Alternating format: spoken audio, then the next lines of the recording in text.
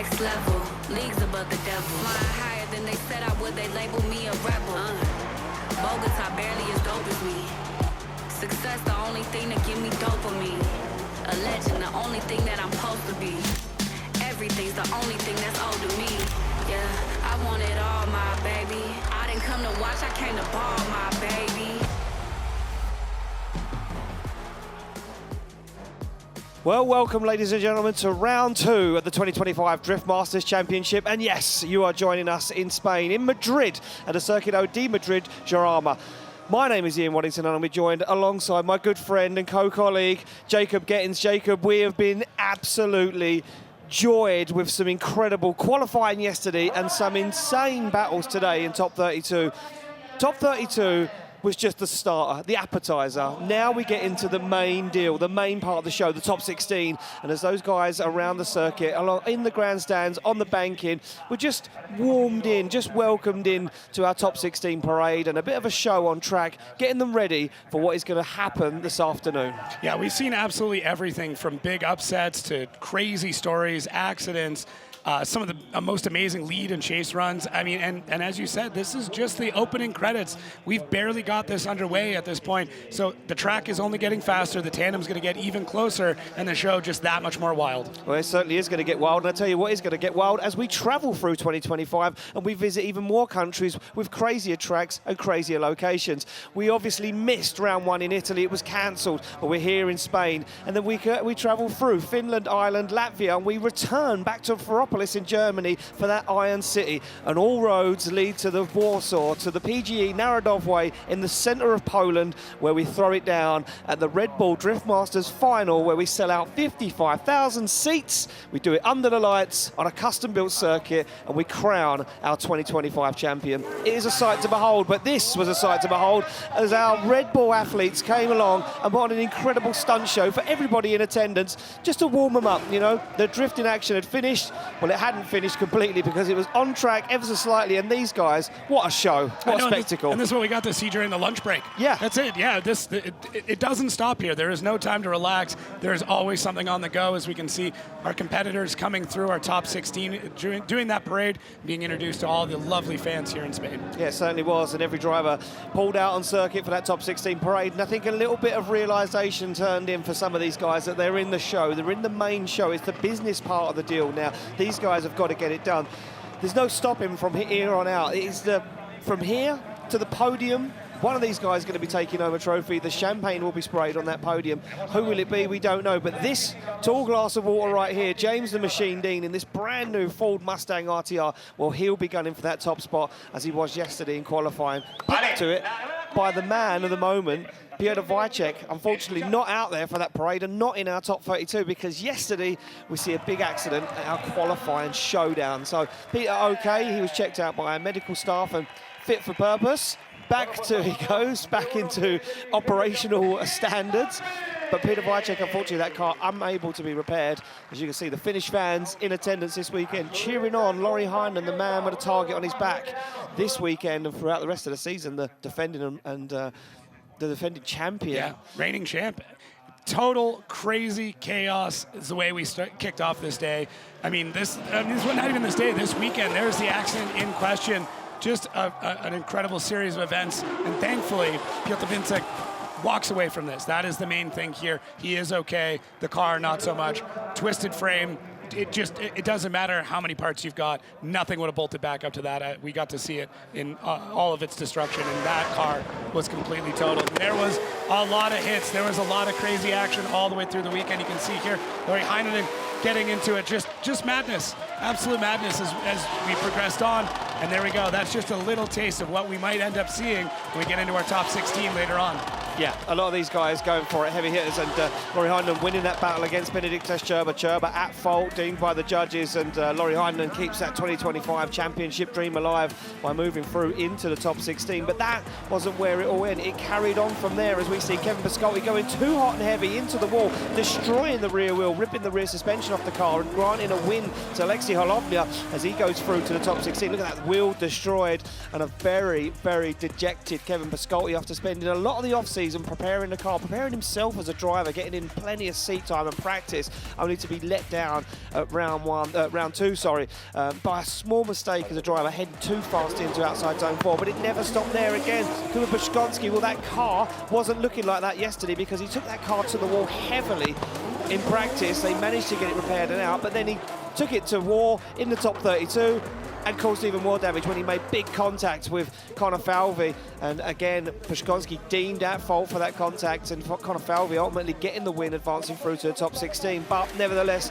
Pfytfflaakso and the team doing an incredible job to not only get that car back out, but get it to perform the way it did. Yeah, every driver that shows up here has to be ready to write off their car. The only way you're going to end up winning one of these events is riding that line between perfection and chaos. And sometimes you step over the line, and today that wall is going to bite into it. So it was a very, very dramatic day. And another driver that just found that line was Dave Egan. Just about found the line though, but he got to it, but he couldn't get off of it. That was the problem, Jacob. They worked extremely hard. Dave Egan having a cam belt problem in practice. They had to change the cylinder head on the engine. He got out to the line to battle Pfytfflaakso, but unfortunately, as you can see, the car just didn't want to react, didn't want to pull away. And then one of the last big hits of our top 32 was this. It was Naoki Nakamura, getting into it alongside David Sposob. And as you can see, Sposob very angry. Our safety marshal deemed Nakamura's car unsafe for competition, too much bent stuff on the car. David Sposob was granted a 10-minute competition timeout and was allowed to go and fix the car. And, well, he received the news in the paddock, and as you can see, excitement. The car was ready to go, but he didn't need to go because he was told by our safety team and marshals that, look, you're in the show, don't panic, it's all good to go. But Nakamura, coming back to Drift Masters for 2025, bringing a little bit too much heat, though. Yeah, but I mean, if practice and all the other runs that we saw, it shows that he is ready to compete. He's ready to be one of the fastest drivers on grid. And unfortunately, trying to be one of the fastest drivers here today is what ultimately caused that problem, having to hold the car back. And yeah, a few of these drivers, I mean, they're all fans at the end of the day. They're all going to end up being spectators. But you know, at the end of the day, there's only going to be one person that doesn't have their car on the trailer early, and that'll be our winner as we make our way through the top 16, the grade 8, the final 4, and into the finals here in Spain for Drift Masters Round 2. Well, let's take a look at that track that's been causing all these problems, because it is tight and technical. It is very fast on that initiation, but it does change camber, and there is some parts of it that are catching these drivers out. You're off the line, you're through the gears, first, second, third, fourth, no handbrake. You see that white line? That's where the lead car can't cross. It is into that first zone with a big clutch kick. Mid-track there for that inner zone, then push the car back out right to the edge of the circuit. As much tarmac as you can use for that second outside zone. Then you flick the car across the track, get on that rumble strip nice and early, and then we get into outside zone 4, this long section there. You don't want to be on the wall, you want to be away from the wall. Push the car down for the inner zone, then back across the track, up on that little bit of a hill to the outer zone. And then again, a nice fast transition, snappy, dial the angle on, slow the car down as you get into that outside zone, pick up the front one, then push it right to the edge of the circuit and across the line on that last outside zone. It seems so simple, but it isn't, and it's been catching these guys out. And if you can perform the perfect lead and the perfect chase, I think this weekend you're going to be the guy that stands on top of the podium, because there's a lot of guys, as experienced as they are, that just can't put all of that package together at once. Yeah, a couple of numbers here for you, Ian. Over 150 kilometers an hour into the entry. They've got 9 zones that they need to hit, and we've seen up to 90 degrees of angle through some of these runs. And yeah, it's crazy we're even this far through with the least amount of carnage. Exactly, and here we go. This is our road to the final, our top 16 playoff. It's going to be James Dean's take on Jason Banet. Some big standout battles there. That is the one for me. I think James Dean is coming out here with new equipment, that refreshed mindset, but Jason Banet, a man that's been dominating in France, I think he's going to put it to him. You've got your pick. What is it, Jacob? Yeah, Falvey and Pfytfflaakso. One, just because Falvey is able to kind of avenge Dave, bring the Drift Masters team back up, but also putting that all aside, both drivers very, very aggressive all the way through their runs. we didn't get to see all of it, but Connor already taken some damage. So yeah. Connor on the rise. He's a staple here. He's one of the most aggressive drivers. How's that going to match up against the amazing flow of Falvey? Well, Connor Falvey's coming this year. He comes as the rookie of 2024, and he said his only mindset is to improve the car, improve his driving style. And this year, not only does he want to get recognition for something, he wants to be the man on top. He wants a podium. He wants to get close to that championship final. Look, the time for talking is almost over. These guys are ready to rock and roll. The fans are ready. The judges are ready. The drivers are ready. And I hope you guys at home are ready, because it is almost time to kick off our top 16.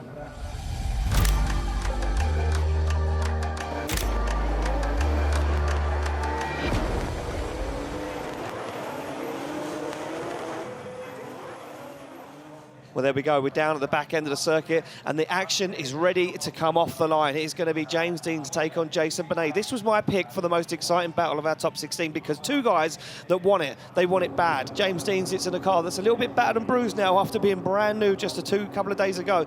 He sits in there, cool, calm, and collected in a machine that he knows very, very well. But he sits alongside a man that has been dominating in France. Very technical driver, very fast, very experienced. Jason Banet here for Drift Masters 2025, a full season to prove himself as a driver. He slams that car into gear, but he's got a big task on his hands as he chases down a man that has more titles and more trophies than anyone else in their cabinet. They get the green light to go, they're through the gears, and the first battle of top 16 is off, and Dean fires in, puts that car right to the edge of the circuit. Banet can hang with him, but he has to shortcut a little bit. You can see that shallow angle as Dean goes wide, picks up the very outer limit of the track, but here comes Jason Banet as he sticks it to the door, gives Dean the room to manoeuvre as he now tries to tuck up on the inside. Banet goes for it. Banet puts it to the back bumper across the line. Oh, man, I was a little concerned in the beginning because James Dean, although he did get a bye run, this is kind of the first set of battles he's seen since the incident. So you don't know how the car is going to be, but man, so fluid.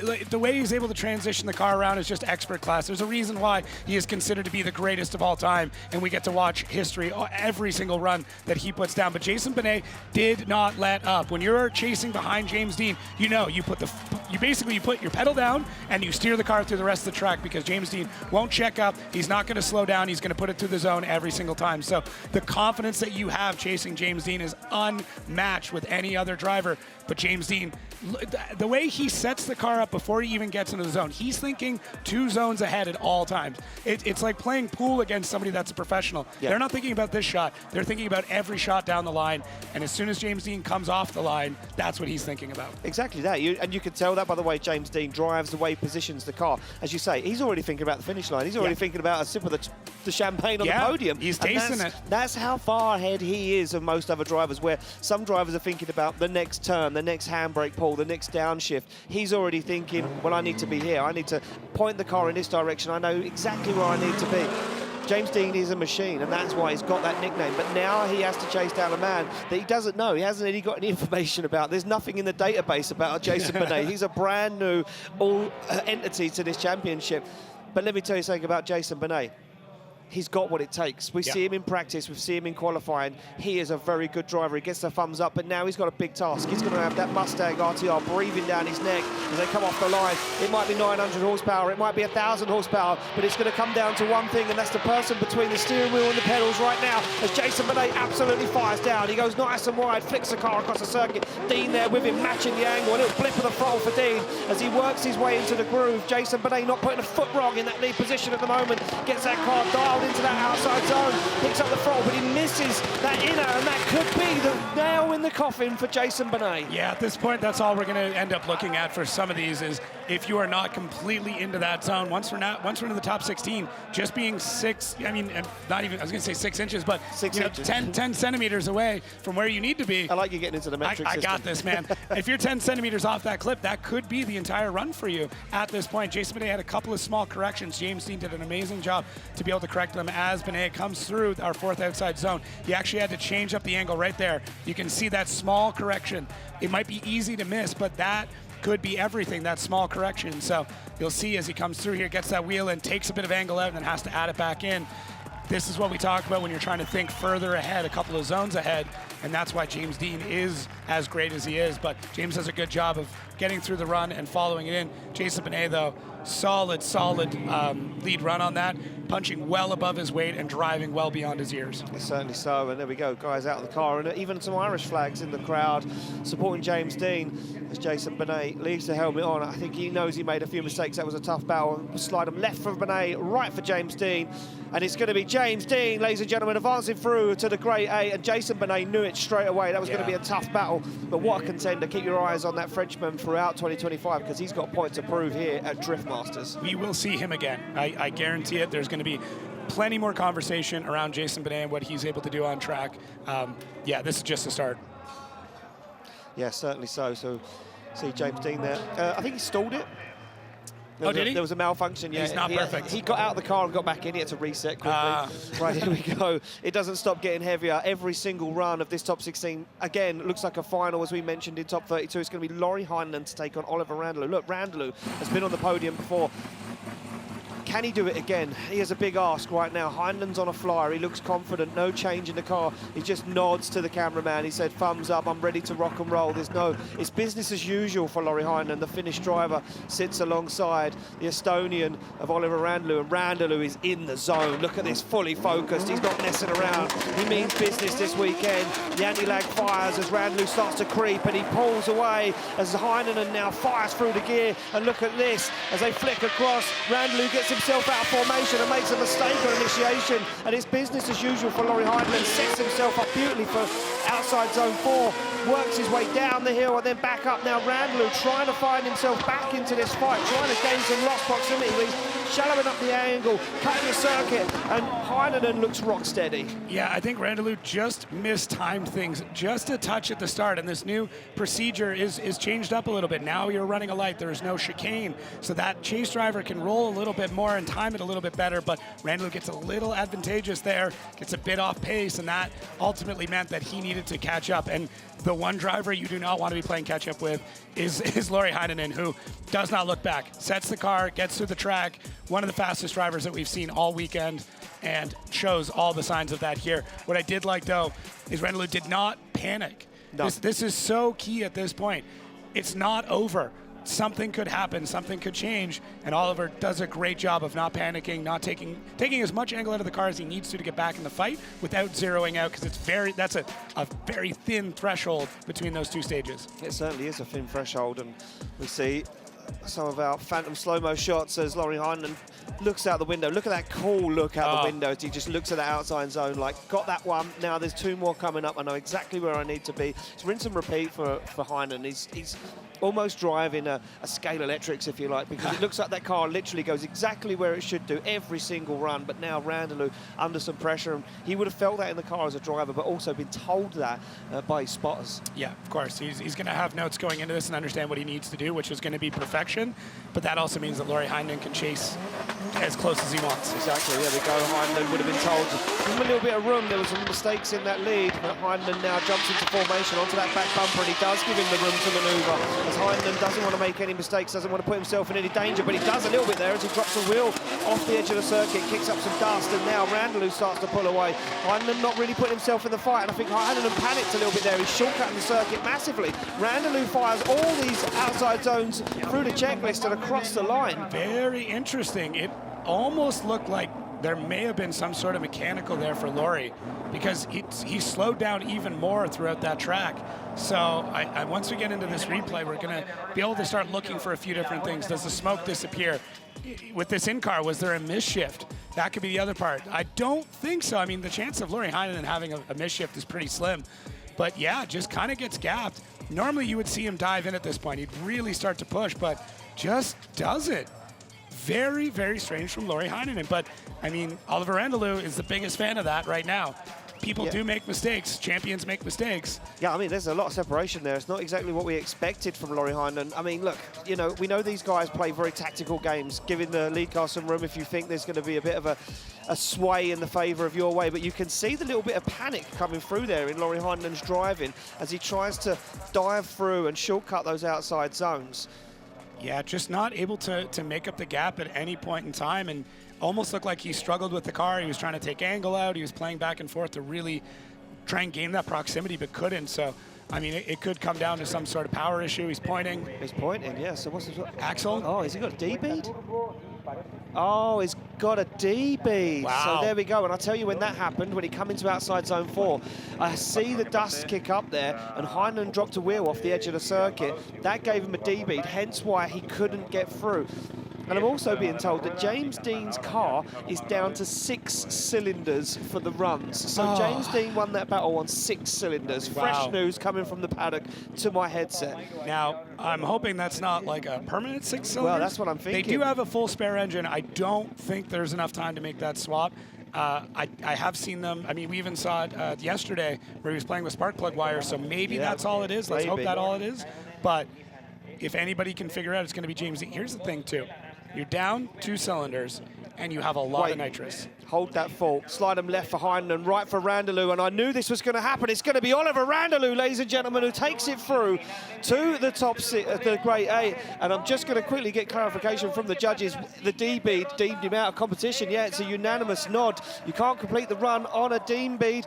Oh, I mean, that is a big upset already for 2025. Lauri Heinenen's going to have to work hard for that championship to try and fight it back now. He's on a back foot as Dean moves forward in Grade 8. Becky's down with him. Obviously not what you wanted to happen there, but it looks like you've obviously got a DB. Can you tell us exactly where it happened? Yeah, my own fault. I went wide on the going on the fourth clip on the on the braking. So yeah, nothing we can do. It was just slippery from there on. Well, I'm sure we'll see you in Finland next time. It's been a pleasure having you here this weekend, Lauri. Thank you so much. Wow, and look at that dejection from Lauri Heinonen, our defending champion. Look, I mean, look, the problem is you make that own mistake yourself. Yep. There's no one else to blame. And he knew. I see the little whisper of dust pop in the air, and I was like, oh, he's got a wheel off track. I didn't realize it was such a harsh bump there. Took the wheel off the tire. Here we go, the tyre off the wheel, sorry. Wrong way round. Oh, we're getting there.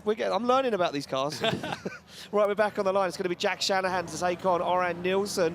And we could see down there a little shot into the Shanahan's paddock. Everyone crowded around, all the Irish together there watching Shanahan. Look at him, he looks cool, calm and collected. Nod of the head, he's ready to go. Oran Nilsen, laser focused. You can see the breathing, trying to keep himself calm, the big deep breaths, nice and slow, getting in the zone, just full focus before going against one of the most exciting drivers that we have on grid in Jack Shanahan. I can't imagine what's going on through Oran Nilsen's mind right now, because like you know what you're going against. Yeah, I mean, it's exciting in a lot of ways, but scary in others. Very scary. I mean, look, we're going to have to try and get Lauri Heinenen's car off track. I'm not sure what's going on here now as well. I do believe he's got maybe a breakdown, or the tyre is bound up on the suspension and he can't move it. So we will have a few moments while we try and recover Lauri Heinenen's car off the track. I mean, look, for Oran Nilsen, he knows Jack is going to drive 110%. So as a chase car first, you can push as hard as you can. Yeah. But then there's that limit. We spoke about it earlier. We touched on it quite a lot. You can overdrive the car. You can go into that place where Nakamura went, where you drive so hard that you end up knocking yourself out of competition and putting yourself at fault. Yeah, it's such a fine line right now, and as we've been talking about, the track does evolve over time. More rubber goes down, the temperature changes. We're going to start getting to a point later today too where the temperature comes down and the track is going to change yet again, and it can get even crazier. So nothing is constant in drifting. Everything is always evolving, the surface, and it is amazing when you think about all the variables that they have to deal with every day. The fact that they're able to get so close to these zones and other cars repeatedly over and over and over again, it just gives a testament to how incredible these athletes are. Yeah, it certainly does. And you know, for me, you see them at the end of an event and you say, like, how you feeling? They're like, I'm mentally drained. And you can see it, because all they're thinking about every single moment of the day is what to do, where to pull the handbrake, where to kick the clutch, where to position the car. And not only is it physically draining being in the car, and here we go, look, see that little whisper of dust, and that's when the D-bead happens. Interesting. And that's it, and you can see him fall further and further back through the rest of the run. Yeah, car just not able to bite in at all. And look at the fighting he's doing in the driver compartment. Oh, so frustrating. And these drivers know almost in the moment exactly what has happened to that car. Yeah, exactly that. So there we go. Lauri Heinonen gets removed off the circuit, and our guys are allowed to re-warm their tyres. Just a quick scrub to get the temperature back into them. Yeah, and they will pull to the line. Interesting to see that no one's played a game yet of the higher qualifier switch in position, which is a new rule for 2025. The higher qualifier can choose whether they lead or chase. Yep. Now in top 32 all the way through to the final. Jack Shanahan sticking to what he knows, and we found that a lot of the older drivers in the game will stick to what they know. You know, it's been the method for many, many years, but a lot of the younger guys are opting to switch it up every now and then, which is interesting. Yeah, Oran Nilsen, again, we've seen this a few times, Positioning the car? Positioning the car on an angle so they can just shoot in right behind Jack Shanahan. It's just interesting. The little things that you start to pick up and the driving habits. I love it. Well, there we go. They get the thumbs up from both sides. We wait for that light to go green, and it does. And Shanahan jumps off the line. Oran Nilsen in chase as he now falls into formation. They both clutch kick in to that first outside zone, and Nilsen on to the back bumper at GT86 already as Jack Shanahan now locks up the handbrake. Look at that, perfectly into the outside zone, but that's opened the door for Nilsen, and it opens the door massively as he tags the rear wheel, almost pushes Shanahan through that outside zone. Nilsen back on the hunt again, back on the rear wheel across the line. Wow.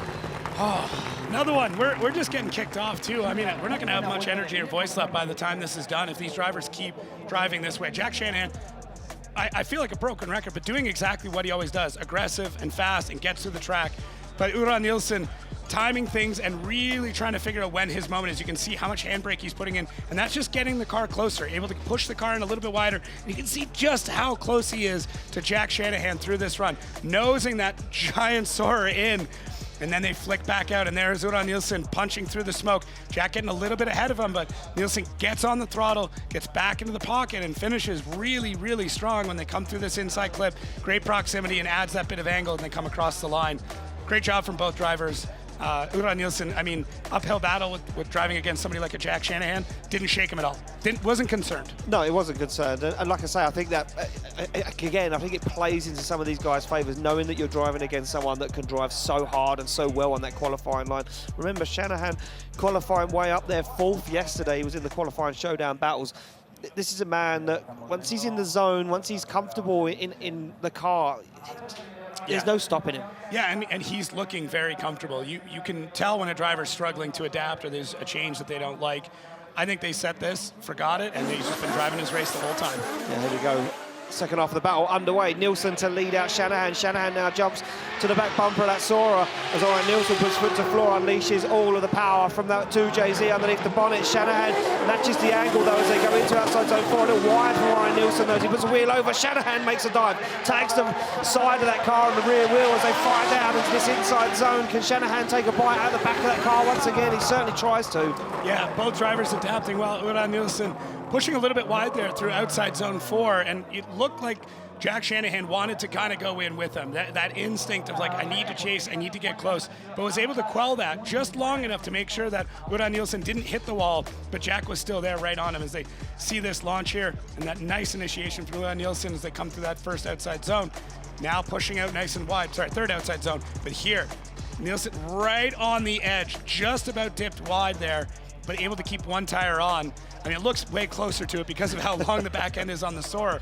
But Jack Shanahan didn't take the bait, didn't go in fishing with him, stayed back just a little bit to make sure that Oran was able to finish his run, and he didn't get dragged into the wall with him. But great job from both drivers. This is also how you beat a Jack Shanahan, is you have to push a little bit harder than he's going to. You almost have to not bait him, but just go, I'm going to go this far. Are you willing to party over here? And that's the thing. I think Oran Nilsen asked the question of Shanahan, do you want to go this fast? Yeah. Can you go this fast? Can you throw this angle? And, and you lead them into a full sense of security almost. Well, and you can create a mistake that way. You can, as a lead driver, you're predicting the pace, you're setting it, sorry, and in the chase, you kind of have to predict ahead of time what they're going to end up doing. And Oran Nilsen's been running this line. It's not all that different, so Jack would have known he's going to push hard, he's going to push wide, and that car is scary quick as well. So great run from both of them. Both of them took good notes and learned from each other. And I mean, you can see it here, just the respect, the discussion, like big smiles. They had fun. They did. They had fun in that run, and isn't that all that matters? That's all that matters. Yeah. Well, I mean, look, we always have fun. We have fun all the time. Sometimes these guys not so much. Yeah, it happens. It happens. Here we go. Decision dropping in from the judges. Who's it going to be? Yeah, I see this one coming all the way from the beginning. It's going to be a one more time, ladies and gentlemen. Jack Shanahan and Oran Nilsen have got to get it done again. And yeah, Jack Shanahan lets out. Woo! There was no separating it. A few mistakes from both guys. Probably would like to see him closer throughout the run with proximity. That's probably where the judges are leaning towards. But other than that, two nice lead lines, just lacking a little bit of proximity throughout the run. Those dives want to stay there, really. Yeah, just clean up, a little bit of cleanup, that's it. But That's how you learn, is make a couple of small mistakes, correct them for the next run. The hard part is going to be, it's going to be even tougher to judge on their next battle. Yeah, it certainly will be. There we go. We go back to the start line. It's going to be Connor Shanahan's take on Alexei Holovnia as he sits on the line. 2 GT86s, 2 power plants that are identical, almost 2 similar power figures. This now, the machinery the same, comes down to just the driver. Yeah, this is a true head-to-head battle here when you have that, and it makes for great tandem. It certainly does. Well, 2 guys that have been driving for a long time. Shanahan, the 2023 Drift Masters champion, maybe a little bit more experienced, but Holovnia been around the block a few times, that's for sure. And look at that, it shows as Holovnia almost goes door to door and angle to angle as they fire through. Holovnia transitions before Shanahan. Shanahan in the outside zone, though. Holovnia seems to be losing a little ground as Shanahan on an absolute flyer as they fire into outside zone 7. Holovnia once again loses some ground, now starts to make it back across the line. Yeah, Holovnia played it a little bit safe in a few spots, and Connor Shanahan was able to really lay down a solid lead run that went wide in a lot of zones. Not in a bad way, though, just very deep, especially through 4. And Holovnia didn't want to get in that deep. Got a little worried. It's tough, too, because the way that Shanahan hucks it into a lot of these zones, it's so violent and quick that it can look like he's about to spin out. It looks like he's going to shoot off track, but he's able to save it at the last minute. But Connor, good job here setting things up when they come to that inside clip on number 8. And Holovnia, safe run, maybe not the best idea, but still got around the track, still had decent proximity.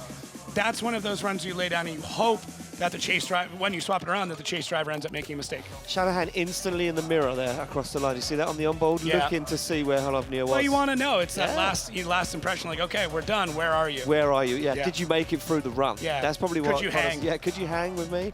Look at that, 2 GT86. Like we say, this is coming down to just driver on driver right now. Car set up. Yeah, and there's going to be some strategy involved. There always is, but yeah, it really comes down to who's got better instincts and who's willing to push harder, because both chassis are going to do the same thing.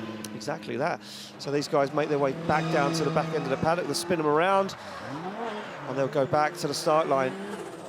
Holovnia now to lead out Shanahan, as Shanahan looks comfortable in the car. It looks like he's got a lot on his mind, though, a lot of thinking. The spotters will be in his ear saying, look, you're going to have to push. This is not going to be an easy battle. Holovnia is going to give you everything you need as a chase driver. He's going to give you all the tools. What can you do? He looks across for the line as Alexei Holovnia now sits on the line. The Ukrainian driver leads out. Connor Shanahan from Ireland. They fire through the gears. Look at this, Shanahan on the bumper, closer than Holovnia on initiation. Nothing separating these 2 guys at the moment as they fire through. Good transition from both of them as Holovnia leads him into outside zone 4. Nice line from the Ukrainian, but look at this from Shanahan. He shallows up the angle and noses the front of that GT86 into the door of Holovnia's GT86. A little wobble there from Holovnia, but he gets through it. Final outside zone, door to door. Solid run from both drivers. Holovnia did exactly what he needed to do in there in the lead. Very similar to what we saw with the Jack Shanahan run. Tried to just go as wide as possible through these zones, throw as much angle and as much speed, and just turn everything up to 11 and hope that Connor Shanahan makes some sort of strange mistake in the chase. But that is not a Connor Shanahan move, to make a mistake like that. But it does happen. Nobody is perfect. We've seen that plenty of times already. But in this case, I mean, I really like the way that Connor played his hand with this. Knew that Holovnia was going to huck like this, that he was going to drive really hard, and made the appropriate decisions. Little bit of a gap there, but dives in, doesn't make anything too crazy, takes that line a little bit too tight in the chase, but that's what you need to do. That's what you're allowed to do. And both drivers really laying it down. This might be a really long night for us. That's what I said. I said, clear your diary for Monday, because I mean, we're going to be here Monday night finishing off this. Changing my flight as we speak. There we go, the nice slow-mo shots as the guys jump out of the cars and wave to the crowd. And a little sigh of relief, I think, there for Connor Shanahan. He's like, it's so close. He has no idea. Holovnia's like, oh, I wish I could win this battle. Yeah, I mean, this would be a massive feather in his cap, for sure. For sure. I mean, anytime you take down a Shanahan, that's a big deal. Here we go. Who's it going to be? Connor Shanahan on the left, Alexei Holovnia on the right. One for Shanahan. There we go. Connor Shanahan gets the win, advances through to the Grade A. Alexei Holovnia, look, he's still happy. That was an incredible battle, a nice lead and chase. But yeah, that opens up the door to the question, if the one more time battle goes in favour of Jack Shanahan. Well, he'll be facing off against Connor in the Grade A. No, who's leading too far. Look at this. Yeah, Jack Shanahan watching the screen in the Shanahan pit saying, this is not how we plan things to go, but this is what might just have to happen. And you were telling me that I was looking too far in advance. You're 2 battles ahead. Can't help here, it. man. All right, listen, it's top 16 now. I know. Okay, all right, everything out the window. I got it. Right, here we go. Pontus Hartman finally gets a battle on his way. He got a bye run in that top 32 because unfortunately Piotr Wajcik not able to make competition. He now faces off against Itay Sadeh, who's looking strong this weekend.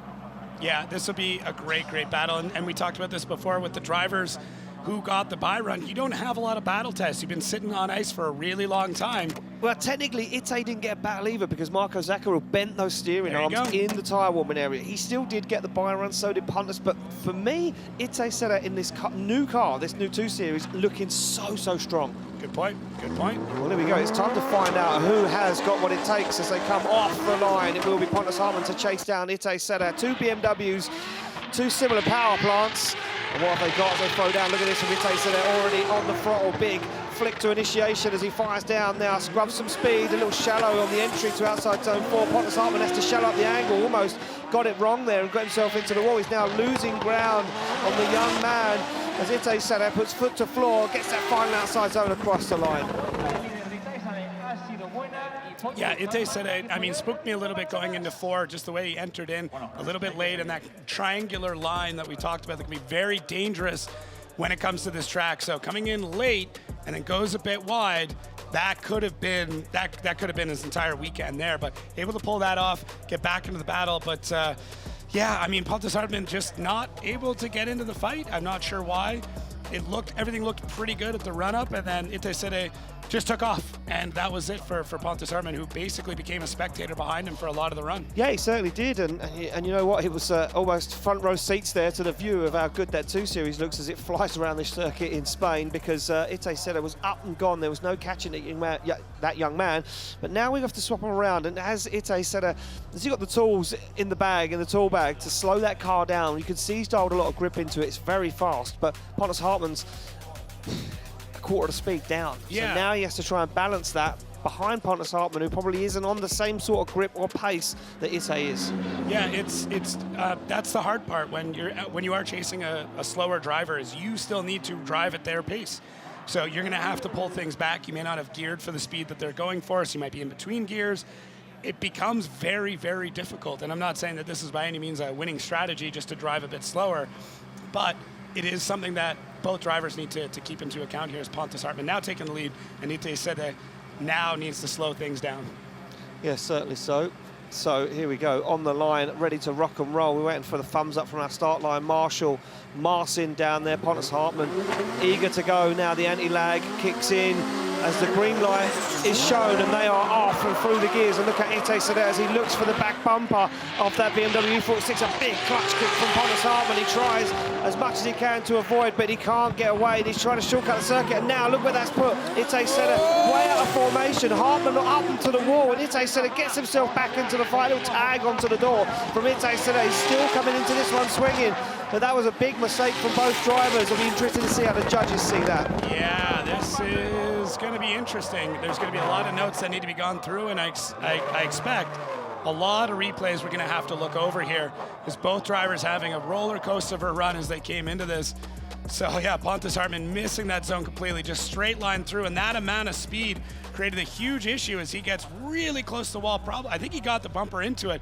You can see just holding on for dear life, just making sure that everything's going to work. And I think his visor dropped halfway through that run as well. But Pontus Hartman, just too much speed. Yeah. Just knowing that the car, something's going on with the car, whether it's a setup or a mechanical issue. But Itay Sadeh should have chilled out a little bit. Now, I understand he's on a much tighter line here, but if we look back earlier in the run, I believe that's because Pontus Hartman basically missed an entire zone. I was just going to say, he's kind of led Itay Sadeh out away from that zone. Yeah. So Itay's in the middle of the circuit, trying to transition, trying to find a line. Doesn't really know what Pontus Hartman's doing. I think that's why he ended up way down on outside zone 4. Pontus Hartman, I think he realizes there was a big mistake there. He kicked the clutch, the car just didn't react, and I can kind of see how this one's going to play into, and there we go. It's going to be Itay Sadeh getting the win, advancing through to the Great Eight. Unfortunately for Pontus Hartman, his weekend ends there, but he knows, he's still happy, and he said that, you know, being in the top 32, even advancing through the top 32, qualifying alone is enough, and puts a big smile on that Swedish man's face. Yeah, it's so cool to see, and listen, for some drivers, just getting into the top 32 is their win. Yeah. Just making it to the track sometimes is a win. There's so many stories we never get to hear about. As we see... Well, so we haven't Falvey. had anything over the headset, but we see Connor Falvey on the line. So I am being told that the 2-minute clock has been activated. There we go, as the breeze picks up here in Spain. That block nearly taken away, our Red Bull start line nearly flying off. But the clock is counting down, and there we go. We see Juha Pfytfflaakso. He does make it into the tyre warming area. I thought that we were going to see another bye run. Yeah, you know what? I really didn't want to. No. I'm here for head-to-head battles, not for bye runs. But yeah, Juha Pfytfflaakso able to get the car going. So apparently he got a puncture on the way to the grid. He had to go back to the pits, change the tyre, go back out, and then warm again. How is that for messing up a driver's mental state? Well, and for both of them, even, I mean, Connor, it's just a, oh, I think I got a bye. Oh, no, you don't. No, you back don't. in the zone. Yeah, exactly that. Well, Connor Falvey, the higher qualifier, sits in that lead position as Juha Pfytfflaakso gets ready to rock and roll. You can see him pressing the button for the anti-lag. He's going to need all of that because this young man from Ireland is going to be on an absolute flyer as Juha Pfytfflaakso is going to hunt him down. I'm getting so much drama in through information going on. We'll get back to that in a minute. We're going to get this battle underway first. Look at this. So from Pfytfflaakso, he knows that Falvey's fast, and he's now jumping the start. He's waiting for Falvey to initiate as Falvey throws that carbon Kevlar S15, and he's not wrong. Falvey is fast. The carbon Kevlar can barely hold on as a young man from Ireland puts that rear wheel into the outside zone. He's up and gone, and Pfytfflaakso, he needs to do something right now. He needs to dive. He needs to make a move because Falvey makes a big mistake, stalls up and has to get himself back into it. That was strange from basically the roll. Since this battle began, things just went back and forth and got really weird. I mean, Pfytfflaakso coming up to the line late and then leading Connor Falvey out of the box and getting ahead of him. And then because of that, Connor Falvey able to shoot past Pfytfflaakso and get into a really demanding lead here, and then starting to wash a little bit wide as Juha having to make up a ton of ground. And Connor Falvey looked amazing through most of this run, and then this is where things get strange. Cuts that outside zone a little bit short, and then the inside zone, things get weird, shoves it into gear, and then gets back on it. But look at the correction. You can see that. You should not be turning the wheel that way. No, I think he caught a load of understeer when he downshifted. He went to put, right there. Look, caught understeer straight away. So really tough, and yeah, just a small mistake there from Connor Falvey. I don't think, man, I don't think that's enough to consider a straightening. I could be wrong. Look, I hope it's not. You've got to kind of look at this in the judges', sense of view as well, that there was a lack of proximity and the shortcut of the track for Juha Pfytfflaakso. Does that now equalise out the mistake from Connor Falvey? Yeah. Are we sitting with a situation where both guys are sitting with almost similar amount of points going through, and you can see down there the team, they're just cooling down the car. You look at this, Bagsy down on the grid, cooling down Connor Falvey's car. And this is drifting. This is the camaraderie we have. Bagsy knocked out a competition. He said, look, weekend's not over for me. I'm in Spain. I'm going to help out wherever I can. And he's down on the grid, probably giving Connor Falvey some advice, helping him out, chilling him out in the pits, saying to him, calm down, you've got this. And he's down there helping and cool down that carbon Kevlar S15 as we await Falvey to get back to the start line. Don't forget, we do have a 2-minute clock run in, so they have 2 minutes to get back to the start line once that clock is activated, and we know he's going to make it because he's only a few feet away. Yeah, I mean, talk about having great drivers helping you out through this whole thing. Connor Falvey's got a big advantage that way. Exactly that. Yeah, he's got a whole wealth of knowledge behind him, pushing him along. This is going to get interesting right now as Juha Pfytfflaakso comes off the line in that lead position. Connor Falvey to give chase. Oh, look at this. Aggression already as Pfytfflaakso fires the back end of that BMW in the face of Connor Falvey. And Connor Falvey now trying to make a dive. He's on the handbrake for a long while, and now he jumps into it. Look at Falvey, aggressive, but has to stall up massively. This is scrappy from both guys. Love to see what the judges are thinking on this one as Falvey goes to make another move on Juha Pfytfflaakso, and he goes goes for the back bumper across the line. Yeah, very, very interesting there. There's a lot of things that happen. It all happens very, very quick. I mean, we've got a runtime of, what, 26 seconds or something like that. You got to remember how much drama can happen in, you know, half a minute or less. But look at how calm Connor Falvey is throughout this entire run. He's got his hand on the e-brake, ready to go just in case Juha really gets into that zone, but kind of late, and then shoots out a bit early, trying to gap. That's that triangular movement that we talked about before, where it's a bit jagged, it's not curved. And look, I can't get over how calm Connor Falvey is throughout this entire thing. Just huge pupils staring him down, trying to see what's going on. But Juha Pfytfflaakso, not a stable run. Very fast, very aggressive, but not smooth. I know we don't judge on smooth, but smooth will mean you can hit all the zones correctly, and it's much easier to chase. There's a point where something becomes unchaseable. Don't think that's the case here. And now you've you know, brought it to everyone's attention. That line from Juha Pfytfflaakso in outside zone 4, he was bang on the money, because he did get into it and then kind of shot out of it when the car gripped up. It kind of fell out. Be interested to see what way this one swings as Pfytfflaakso takes a look at the back of his car. Whether he's worried about tyres or damage, one or the other. Connor Falvey can't wait for the decision to come in. But here we go. Who's it going to be? Pfytfflaakso on the left, Connor Falvey on the right.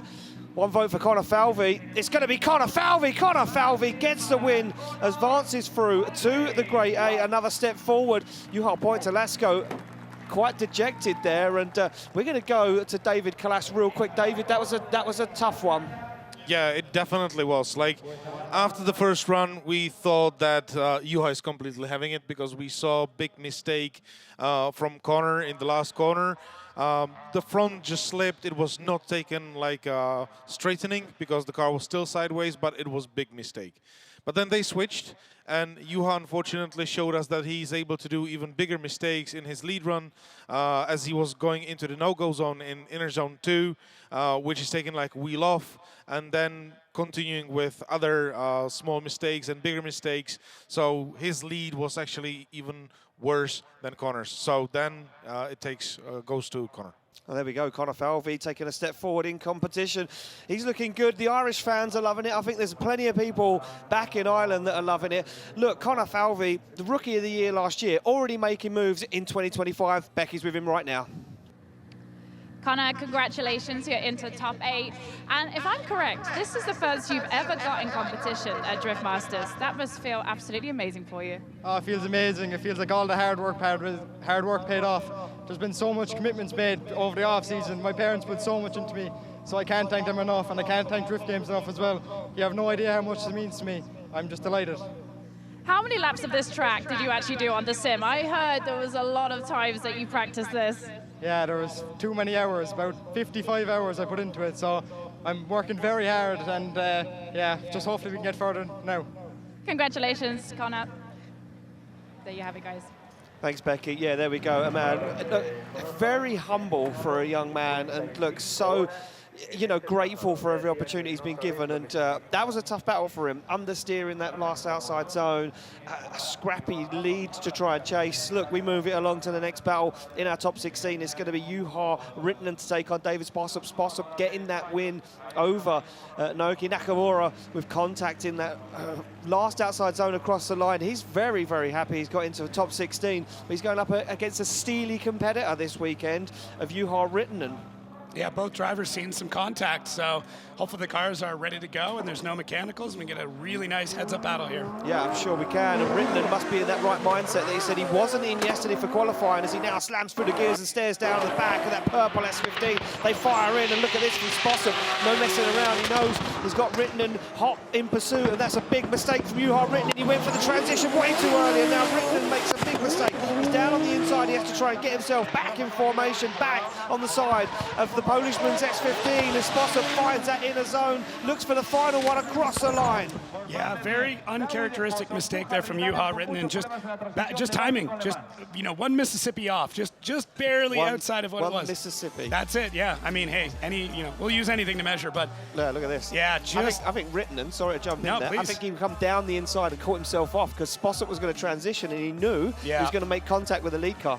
No, it was a good move for Rintanen to fall back there, but ultimately what it means is he's that much further back when the transition happens and just not able to really make sure he fulfilled all of outside zone 4. Able to get back in the fight for the rest of the run, though. I mean, once we get into 6, 7, 8, 9, things look fairly good there for Juha Rintanen, but Sposob does a really good job out front. Solid, good lead, through all the zones. Just nothing exciting in the best possible way. Yeah. That's what you want. You want your lead to be really good and almost no notes. That's a solid lead run. Yeah, when the little box in the judges thing is empty, Yeah. you could just go, Yeah. that was good. The best notes are no notes. Yeah. Yeah. And Sposob, that's what that was. So not dramatic, which is perfect because that means he hit all of his marks, but Juha Rintanen just a little bit of a mistiming. That's all it was. Yeah, and I think he got a little bit greedy, tried to dive down the inside, like I say, and I think he knew he was going to make contact with Sposob, had to back out of it, and that completely mistimed his transition, and he ended up way on the inside of the circuit. But now it's his time to lead out David Sposob. Sposob now going to be feeling a little bit of pressure. Maybe, will he go hard on the chase? He's going to jump off the line early, that's for sure, as they get the green light to go. It'll be Sposob to chase down Juha Rintanen. Rintanen smokes the tyres already, a big clutch kicker. Look at this, Rintanen up and gone. That car gripped up to the max as he fires through. Sposob not bothered though, just going to stick to that qualifying line. They both get to outside zone 4. Sposob into the wall though, goes too deep and throws the battle away as Rintanen thunders down the track as the anti-lag rattles around the building. Across the line goes Rintanen and Sposob buried in the wall. Yeah, I mean, Juha Rintanen has this thing wicked up. Thankfully we're seeing Sposob get out of the car. He's all right. I mean, somebody who was frustrated by a bit of contact earlier on with Naoki Nakamura, not going to be much happier about this type of contact. No, he's certainly not. And you know what? I think that was maybe a little bit of panic setting in there for David Sposob when he see Rintanen getting outside zone 4 and kind of dig in and start to drive away. Thought, I need to make the dive. Yeah. Look at Rintanen, though, absolutely focused. And you can see just the amount of force that's on that driver as they slouch over to one side getting into that initiation. But Juha looks good. Sposob just a little bit too wide. Almost like he's adding in a touch too much throttle and the car breaks free more than he was hoping for. Actually, he's coming in with a lot of momentum, and this is where these different camera angles will tell a different story. So from one way, it almost looks like, he just adds a bit more throttle. In this case, he was coming in too quick, and the car just did not dig out of that zone. I mean, look, as a driver, they all say, when you see that lead car starting to drive away, you start to panic. You start to think, where can I make up some ground? And I think for me, Sposob was like, I need to gun this into that outside zone and try and make a dive. Unfortunately, he couldn't pull it off because as soon as he got into that outside zone, the car got a little loose. He washed wide, put it into the wall, and look at Rintanen. He's got a smile on his face already. Decision's in. Juha Rintanen will get the win. Judges deeming David Sposob's incident independent. It was all his own mistake. So Rintanen gets a win, advances through to the Grade 8, and he'll be very happy with that. Look at that. A man that yesterday couldn't get his head in the game. Now, well, he's body, car, soul, the whole lot is in the game. Yeah, and a little bit of luck came with that. I think if Sposob was able to get around the run and not have any major issues, that was his to take home. But that little bit of panic, and this is what ends up happening. And when we talk about drivers pulling veteran moves, unfortunately, this wasn't a veteran move. This was that panic that he wasn't able to subside when Juha started to pull a bit of a lead. He got on throttle, really tried to pick up that speed and close the gap, and the timing just wasn't quite there for Sposob. But you do it once and you learn from it. Yeah, you certainly do, and that wall taking a few prisoners this weekend, that's for sure, as we've seen a few of these guys taking it to the wall. Contact, I think it's a fine line. A lot of these drivers use that wall as a reference to where they need to put the back bumper, but at this event, the wall is away from the wall. Becky's down there with Juha Rintanen. He must be on top of the world, Becky. Well, congratulations, Juha Rintanen. You're through to our top 8. What does it feel like to be back on the grid for Drift Masters in 2025? Very excited. You have a bad reverberation down here, I understand. Yeah, everything's good. The car is working awesome, so it's great to be back. How was qualifying yesterday for you? Because I know that there was a little wobble there, not your usual performance. Yeah, I've had this thing that I'm practically doing very good at practice. But when it's qualifying, I don't know what's going on. That's very natural. A lot of drivers are like that. Practice, it's all fun, and then suddenly when it comes down to the line at qualifying, it gets a little bit more nervous for you. Yeah, well, I should have the experience by now, but apparently not. So last season wasn't amazing for you guys. The year before was actually a lot better. Did you make some changes to the car or your program to come back in 2025 super strong? Well, our biggest change for this year is that we built a new car, and it looks exactly the same like this. We're still about to shake it down, but we should drive it in finish round. And this car is going to ship straight to Ireland. Brilliant. And you have a lot of Finnish fans here. Is there anything you'd like to say in Finnish to the people that have come all the way out here to support you and online? Sure. Kiitos kaikki suomalaiset, kun kierrätte näitä kisoja. Merkkaa ihan hirveästi meille kuljettajille. Kiitos. Thank you so much, Johan. Congratulations. You're on to the Great Eight. Oh. Yeah, there we go. Yeah, a little chant to his Finnish fans out there, and you can see it meant a lot to them guys, that recognition. They, as I say, you've been watching Drift Masters for the last few years now. You'll recognise that these Finnish drift fans travel all around Europe with us, and this is how our road to the final is looking at the moment. James Dean will face off against Oliver Randalu. We've got Connor Shanahan. Who will he battle? Will he battle his brother, or will it be Oran Nilsen? That is yet to be decided. We have a one more time battle coming up for that. Then Itay Sadeh will take on Connor Falvey. The two young guns in Drift Masters will go face off in that Great Eight, and then Rintanen will face either Korpulinski or Kevin Pesur. We'll get to that battle once we get the track cleaned up and the cars off and the wall repaired. It's getting hot and heavy. These guys are starting to work it out there now, and the guys that have got it figured out, I think they're going to be the guys that put on these extremely clean chases. Yeah, and really at any point in time, any of these drivers could be taking home this win. Everybody is on it. A few drivers had some luck that have come through in order to get them through the bracket, but let's be serious. A lot of drifting is luck, is getting those pairings. You know, you might get a bye, you might have a driver that spins up behind you, but the consistency is what's going to end up getting you through into the top classes. But once we're into Final Four, it's not consistency anymore. It is who is willing to push harder than the other drivers without going across the line. So this is it for luck for a lot of these drivers, because anybody that's going to be dialed in as we start to move on through the rest of this set of battles is it's going to be the tops. It is people who are on it. The car is running well. The driver's in the zone. Everything is dialed in. And you're going against every driver that's in the same situation like that. Everything's on point. So it's just a mental game in a lot of ways. Yeah, of course. So we say it's normally a war of nutrition for the cars. You know, can the car survive? I think at this track especially, because of how difficult and maybe how fast that initiation is and that run into turn one, I think this is going to be mentally draining more on the drivers than it is on the cars. I think the cars can handle the pressure this weekend. Yeah. I think the drivers are the ones that are going to feel it. The temperature outside is very warm today out there. I think the temperature dropped just slightly after lunch, after our break. I think we're down to about 25 degrees track temperature. So inside the car, he's still looking at 40, 50 degrees inside the car in a race suit with boots, gloves, helmet on. These guys are getting cooked inside the car, and then their brain has to work at 150% to make it around that circuit. And there's a lot to that as well. I mean, the drivers have to be up on grid at a certain time, but let's take a look here at this incident. Oh no, this wouldn't be the incident, it's just our lead run on this one. But yeah, Juha, I mean, very close to having an incomplete in that section, and this is where we have that impact. So just coming in with a bit too much speed and didn't light off the tires at the right time. Probably should have been lighting off right there.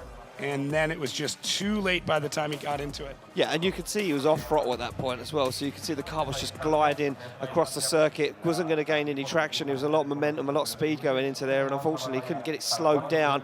Like I say, didn't get on the throttle nice enough. Didn't get that grip dial back in enough to pull him away from the wall. And unfortunately, he ended up getting into that wall. And that was the end of the weekend for David Sposob. But look, nevertheless, a good weekend for this young man. And again, he'll be feeling happy with the result he has walking away, even with the car looking as bad as it does right now. Yeah, it can all be repaired, and it will be repaired, and they'll be ready to go for the next set of, I mean, well, not set of battles today, but once they're back on track, that car's ready to go. And the car looked amazing when it showed up. It actually showed up in plastic wrap. That's how incredible it was. But once you get those first couple of dings into it, once the car's kind of messed up and you got to, duct tape a light back in or something like that, you tend to drive it a bit harder. Yeah, of course. Because yeah, it's already wrecked. Yeah, once it's scratched, it's good for use. But look, cars that are brand new out of the packet, like Torana Kavias, don't always work, because we see him yesterday. Yeah. He come flying through, and he got knocked out of qualifying run because the door knocked out of his qualifying showdown battle, right, because the door opened. Just a small thing. And I mean, this is how casual it was. The door popped open, knocked himself out of competition because we can't have a hood, door or boot opening, and he just reached open, pulled it closed and carried on the battle with Peter Wycheck. Incredible stuff, but just as simple as that. Even a brand new car that looks nice and fresh and clean can still go, nope, not today. I still can't believe how calm and collected he looked through this whole thing. Door opens. Does he even look over to see? No, not Slightly. really. I think he peripheral vision. It's the push out and then the pull in. Yeah. Like, just like, oh, I got to make sure I slam this thing. But such a small thing, but it happens. And fortunately, it did knock him out of that battle. But what a cool story, a moment we won't forget. No, of course. And, Kavia, the only guy in Drift Masters history to be knocked out of competition twice due to a body panel on the car. First time was the bonnet opening in Austria off the line for a run, and then yesterday when the door opened. So he's making history as Torreini Kavia as we work our way through the years with that young man. Yeah, and just getting some data in here from Sposob's incident, 76 kilometers an hour into it. It shows the resilience of these vehicles because, I mean, most daily drivers, that's a write-off. But these vehicles are built to take this. The rear end is usually tubed out. There's kind of a section in there that is meant to be unbolted and bolted back in. They're built for these impacts. Yeah. And really, if he needed to come back out and battle again, what, 10, 15 minutes? He's probably able to he'd do be back so. out on track, if he really had to. But unfortunately, it is the end of the weekend for David Sposob. As you can see, our track staff down there just repairing that wall, making sure it's perfect. Obviously, we want everything back in place exactly as it should be for our drivers. They do use the wall as a reference point, like we said, even though the zone is a metre away from the wall. Done on by purpose, we found out yesterday in qualifying by our judges. Yeah, it was done this way instead of having them to run the wall, and really the reasoning for the wall is to stop rocks from getting shot everywhere. So that's a big part of it. And the other thing too you have to remember is the closing speed of an incident. What creates a lot of damage is the actual closing speed. So how fast you end up making impact. So if we had that even further off track, that means that they're still picking up speed before that incident. So although nobody wants to see more damage done, it's one of those necessary things that have to be implemented to keep everybody safe, not just drivers, but spectators and vendors and everybody else that comes out to these events. And Sposob, I mean, big hit, easily repairable. I say that as not a mechanic. I was going to say. Yeah, I know. I'm making a big assumption. You're shooting some breeze over here. I might get you down there later. I'm not a good wrench, so you don't want that. Just so we can clear it up because we don't really know. So we get you down there, fix a couple of these race cars, get you greasy underneath, see what we can do. See if we put Jacob to work before he goes home. That's for sure. Anyway. Right, so here we go. You can see the wall almost repaired, and we can see tyres being warmed down the back of the grid, and it will be the one more time of Jack Shanahan's take on Oran Nilsen as Jack Shanahan pulls into that lead position. The wall almost ready to rock and roll. That wall has earned its wages this weekend. Yeah, it's definitely one of the hardest working things here has been the concrete walls. Yeah, the lifts in general. I mean, this is what happens when you're trying to push that hard and run the edge of pretty much everything. Yeah. So it's there for a reason. It's got a license plate on that. I wonder if we can take it back to the hotel later. It's not far. How long do you think it would take? I mean, you've driven in the car with me, probably it's as slow. 5 minutes. Yeah, perfect. Yeah, you're a slow driver. Yeah, you're I'm a very cautious cautious driver. Very cautious. Yeah. New country, getting used to it. At least everything's on the right proper side. Yeah. Takes me a minute. Does it? Yeah. How often do you walk to the other side of the car? No. No? Every day. Unlock the car, sit in the passenger seat. Well, there's no steering wheel here. Yeah, so I'll just wait for someone to come drive this for me. Right, so we're going to head back down the start line. Looks like the track staff are almost happy and we're almost ready to kick off a one more time battle between Shanahan and Nilsen. As the forklift goes, oh, look at this. Nilsen again, look, positioning that car at an angle. Do you know what it reminds me of?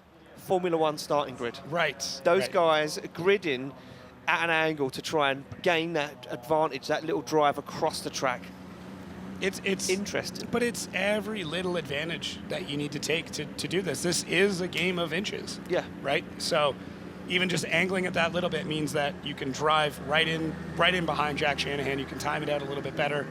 And if that's the difference, even if it's just, placebo, if it's just mental, if that keeps Oran Nilsen in the right headspace, then perfect. Who are we to judge? Who are we to We're not judge? judges. We're not judges, No. that's why.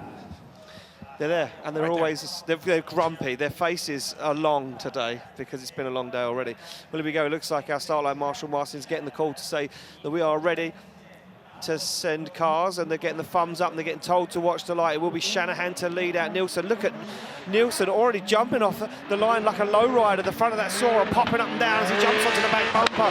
Nice initiation from Shanahan as they get into it. Shanahan right to the edge of the circuit. Nilsen goes for a very brave transition behind Shanahan now, working his way into the groove, nosing the front of that Sora right up to the door, starts to get lost in a cloud of smoke, but then dives through the smoke, flips up massively, has to shallow up again as he goes for the rear wheel. Shanahan's GT86. Yeah, both drivers taking notes from their previous run.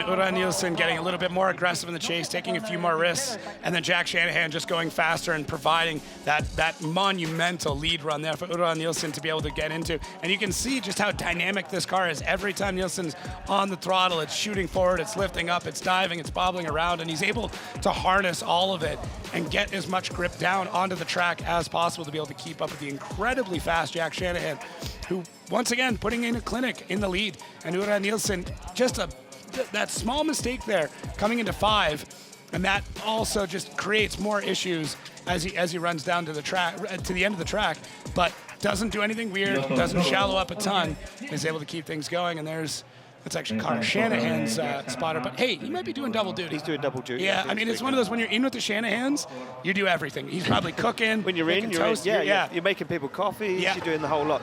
Look, I think Nilsen has realised that Shanahan's super fast. He knows he's in the chase first, so he's turned that car up to 11. I think he's gripped that car up to 11 because he can't afford for Shanahan to drive away. But what he does want, he wants to drive away from Shanahan. You see the little front tire scrub there. Yeah. So Nilsen, as he comes through that burnout box, he's going to turn the wheel really, really hard, and the car's not going to actually turn, and that's scrubbing the front tires. If you hear us talk about understeer, that's a very exaggerated version of that. But what that does is it adds more heat to the front tires. Yeah. So I would expect if he's doing that, you might see a pretty crazy initiation there. I think Bagsy's on wages down there. He might be. I think he's on wages. He might be. He's getting paid. But He's just a good guy. He's just happy to be there. He's just enjoying himself. He's in the sun. There's race cars everywhere. He's just having a good time. Someone said, okay, you're at a battle, so he goes, oh, can I help on track? Yeah, is there anything you want me to do? Like, Sure. I'm free now for the rest of the afternoon, so, I don't mind helping out if there's a job going. Here we go, thumbs up all around. And Martin presses the button. Yeah, look at this. Ooh, no. False start. Nilsen, you're looking at the front camber on Shanahan's car? Yeah, the passenger side, our right, his left, my driver's side. Very confusing. Looks like it's got a little bit more camber than the other side. Could just be the camera angle. Could be, but maybe that comes into play here by the end of the run. True. We'll have a look. We'll see how Shanahan gets on in the second half of this battle. Look at this, he's already creeping off the line now. We get a clean start, ready to rock and roll. Nilsen to lead out Shanahan for a spot in the Great 808s. Who's it going to be making his way through? And look at this, Nilsen has gripped that car up massively, tries to drive away from Shanahan, but look at this from Shanahan, bobbles. This is unbelievable. Oh, he's in the wall. Nilsen back end of that Sora into the wall. Shanahan deals with it, dives down the inside. Shanahan closer than anyone else as Shanahan pushes Nilsen across the line. Oh man, that was fun. That was just fun to watch. I enjoyed every single moment of that run, from the build-up to the finish line. Both drivers absolutely on it. Nilsen finds another gear, finds another few kilometers an hour. Would have liked to see a little bit more angle to that section. Jack Shanahan adding even more, but as they dive into fourth, Jack perfectly parallel through that entire section, then pulls a little bit of angle out near the end and actually starts to fall back. And we talked about James Dean doing this, where they're actually looking a sector or two ahead to make sure that they're set up for it. That's what Jack did there. Leaving 4, pulls back before he gets into 5, and then able to swing that car back around. So, tons of fun. Tons of fun there from both drivers. Nilsen, very, very quick, just finding every bit of pace in this car, and Jack Shanahan knowing he's got even more pace and not overcommitting, not overdriving the car at any point. Unbelievable chase. Oh, great job from both drivers. Absolutely great job. Look at how aggressive Jack Shanahan is. He almost makes wheel-to-wheel contact there, but falls back just a touch, and it's such an expert move. Well, there we go, out of the car. You pushed too hard. And the words of Jack Shanahan, you pushed too hard. Who's it going to be? Slide him left for Shanahan, right for Nilsen. It's one vote for Shanahan. It's going to be Jack Shanahan taking the win, advancing through to the Grade 8, and he will now face off against his brother, Connor Shanahan, in a Grade 8 battle. I wouldn't do, we could see bits of GT86 spill all around Madrid at this point. And he's happy, but he has to, how does he spot? I don't know, he just yelled at both. Give him the same notes at the same time. Wow, so there we go. Jack Shanahan getting the win over Oran Nilsen, advances through, and we have just one more battle to go in our top 16 before we move things along to our Grade 8, and it's going to be Pavel Korpulinski to take on Kevin Pesur. This will be a fun one. That raised an eyebrow there. It's more the pronunciation. You got a P and a K, and then a K and a P. So I'm looking at this going like, okay. So Pavel Korpulinski, Kevin Pesur. That's it. I'm just warming up. You're warming up. Let's do it. We're getting there. It's only round 2. Yep, we're good. Right, Korpulinski, tyres warmed on the back of that 2JZ-powered Nissan 200SX S14. Korpulinski, the chase we see from Korpulinski earlier was one of the best ones we'd seen in top 32. So I'm excited to see what he's going to do here against Kevin Pesur. And Pesur, look, when he wants it, he wants it. Yeah, Korpulinski there holding up for a second. And I was just a little curious. Was that some head games going on? Didn't want to start the clock, deciding if he wants to take the lead or the chase, but ends up taking the lead. So little bit of games there. Little something going on. I didn't know if it was mechanical. I was hoping it wasn't mechanical. No. I wondered if Korpulinski was going to just suddenly dart into the chase position. Just mix things up at the last second. And there we go, he's in the car, ready to rock and roll, visor open, he looks across to the start line. Kevin Pesur, laser focus, doesn't even want to look at the camera, he's got his eyes on the prize. Visor goes down, that carbon fiber helmet, into gear he goes. Pesur to chase down Korpulinski, he knows what Korpulinski's capable of. This is a final battle of our top 16 as they come through the gears. Korpulinski clutch kicks that car to action. Kevin Pesur matches the angle, now starts to hunt him down as the Polishman puts that car right to the edge of the circuit. Kevin Pesur makes a mistake though, kicks the clutch, shortcuts outside zone 4 to try and find some proximity with Korpulinski as they flick.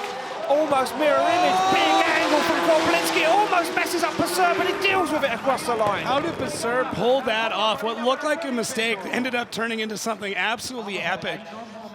In the chase, transitioning before the lead driver, so crazy to do. Not necessarily correct, but hey, still tons of fun to watch. But Korpulinski out front looks great, very steady all the way through this run. Through that inside clip, everything looks good. So much speed through our long outside zone, the transition, everything looks solid. And right here, I'm sure we'll come back to it, but that transition comes way on the inside, almost looking for a pass. Yeah. But 2 different lines to get to the same result. Yeah. So Korpulinski taking a wider, faster line as he's coming through here. And then Pesur, just a very different way of attacking it. But I like the angle that Korpulinski put into outside zone 6. Yeah, look good. At 5, sorry.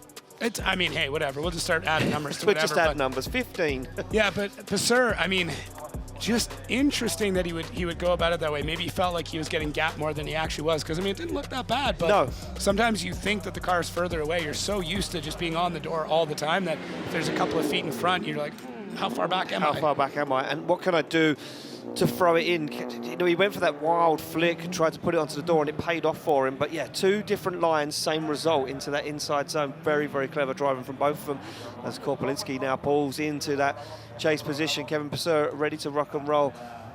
And our start line Marshall Marston saying, look, you can be far back, but not that far back. We need your bumper on the line at least. Oh, here we go. Looks like they are ready to rock and roll. We wait for those lights to illuminate. We wait for the green light, and then Kevin Pesur will break that beam as Korpulinski already starts to creep forward. They are good to go. Through the gears goes Korpulinski. Oh, and he's massively behind. I'm not sure what happened there. But Korpulinski got left standing as Kevin Pesur fires that car into outside zone 4. Now Korpulinski has to play catch-up as Kevin Pesur is on an absolute flyer out front. There is no messing around for the Estonian driver as he puts the car right where it needs to be. Kevin Pesur close to missing that inside zone. He looks in the mirror and there's no Korpulinski on the back bumper. Yeah, I just want to understand it. Was there some sort of issue? Did Pesur miss a zone or a little bit too straight? I didn't really catch. to see if there was anything like that. I don't think so, but hey, once we get into replays, you might be able to tell. But already by this large outside zone, the story is basically told where Kevin Pesur just really out there and does a good job through this, not leaving super early, not straightening up a bunch, but Korpulinski just not in the fight. So was there something that happened a little bit earlier on? Nobody jumped the light. We didn't see the restart lights happen. The initiation did look good, but Korpulinski might have just had some sort of misshift, or not even a misshift. Sometimes you just light up the tires a bit early while the other driver hasn't. And that little bit of extra traction that they've got, that timing could be pretty much everything through that. But tries to take that tighter line now. Yeah, and I was just going to say, you can see the line that Korpulinski took there to just try and force something, but I think he already knows that one's done and dusted. I wonder if he was out of tyre at that point and couldn't get the run-in done. Ooh, that's a good point, yeah.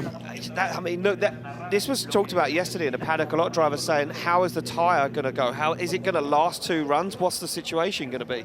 Yeah, it's tough when you've got this much speed through the track. And it's not an incredibly long track, but it's so fast, and the wheels are turning so much, and every rotation, just a little bit of rubber comes off.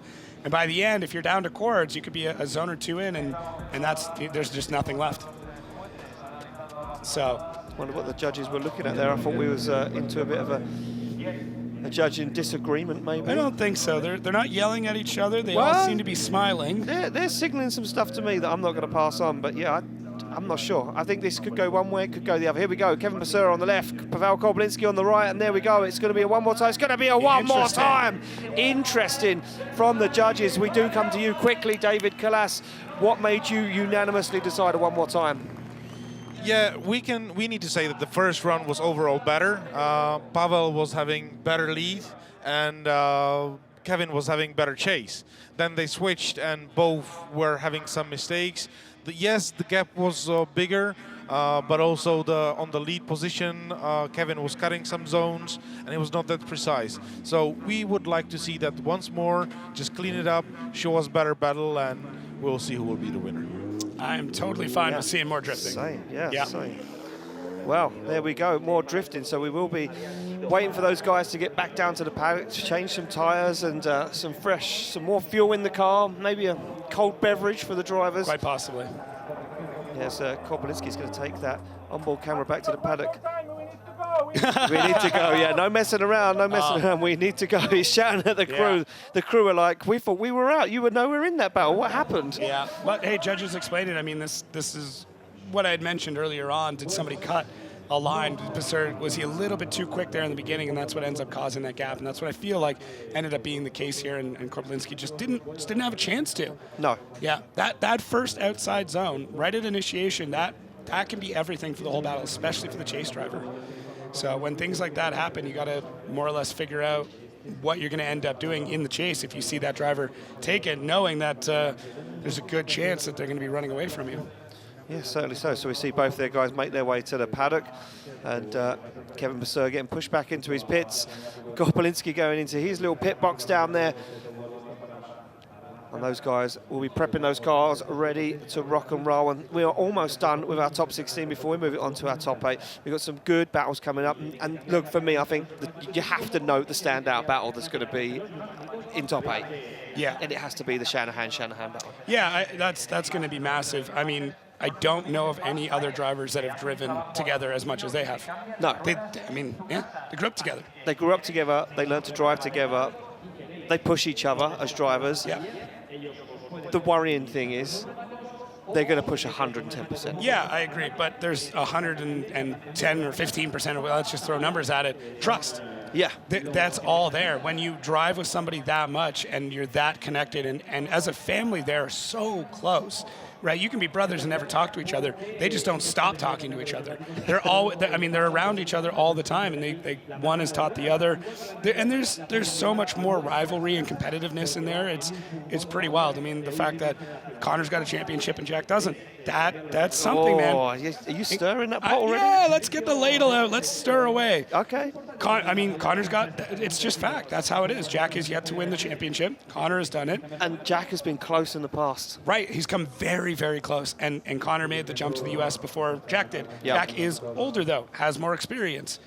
Jack is more mechanically inclined and understands the building of the cars a bit more. So, there's a lot going back and forth here, and there's advantages for both drivers in these different situations. But either way, no matter what, however you want to do the math, it's exciting. Very exciting. Yeah, I'm looking forward to it. And another battle that I'm looking forward to, as again we alluded to it earlier on, the Itay Sadeh battle against Connor Falvey. Two young guns in the championship. Your face then was like, oh, that's going to get good. You know why? Because these two guys are coming up through the sport now. Okay, they're in the biggest, show in Europe at the moment or in the world, but there's still two young guys that are coming through the sport, and to see them face off this early in the season is fantastic. Yeah, and there's a lot of point to prove. There's, some machismo going around, if you will. Just you've got two young drivers that are coming up very quickly. They're both very aggressive, but also smooth at the same time. When you're that age, you're gonna push past where you should. There's zero mechanical sympathy for either of them. They don't care about these cars at all. No. They drive it like it's stolen. They are into every zone. If it hits the wall, cool, let's just keep going. And all of that culminating in a battle and them going head to head, it could mean some pretty nuts chaos. So it's going to be who makes the smarter moves through here, who acts more of a veteran. But that being said, you can play it safe and still lose. So I don't know. I really don't know. And that'll lead us into not our final battle, but the only other battle that we've got a pairing for right now, James Dean, Oliver Randalu. I mean, that's crazy. Randalu, I mean, you're able to go as hard as you want. And James Dean down to 6 cylinders. So, I mean, hopefully not for the rest of the weekend. I don't know. I've yet to get an update that indicates that he's back up and running and everything is fine. So it may be that there is actually only 6 cylinders operating in that car right now. Wow, which could be, I mean, look, Oliver Randalu's only got 6 cylinders anyway. So fair enough. But I mean, James Dean can just throw as much nitrous oxide at that car as he wants. True. Yeah, I think he actually may have all of the nitrous oxide in Ireland at his home at this point. He's just bought it all. Yeah, I mean, might as well. Okay. You know, you're going to need it. He's going to need it, that's for sure. I'd heard that they are getting less than 6 laps out of a bottle at this point. Really? That is how much nitrous they're throwing at that car. Wow, that's insane. Yeah, up to a 300 shot at times. So up to 300 horsepower sprayed into it, liquid horsepower. Well, there we go. Look, Randalu, for me, we see it in that battle against Laurie. That car was turned up. It was turned up to 11. It was gripped up massively. Yeah. Again, he knew he could trust Laurie Heinonen. For me, I think Randalu's going to sit there and say, look, James is equally as good, if not better, than Laurie Heinonen. So we can trust him again. So let's turn the car up to 11. Let's push as hard as we can, and let's trust James Dean's going to give us the best lead line to follow. And then when it comes to the lead, we're going to have to just throw everything at it. But that's where James can flip the script a little bit and say, hey, I'm going to chase first. Yeah, he could, and that may be what we end up seeing, especially if he has some sort of mechanical issue. Yeah. He may want to chase first and go, okay, if this car breaks, I don't want them slamming into me. Yeah. And we did see that James chase first against Piotr in our battles after qualifying, and that didn't work out for him. No. So a lot going through the minds, a lot of strategy in play, and this one little element of who chases and who leads first, I knew there were going to be times where it's going to be the difference maker in a battle, and this is one of them.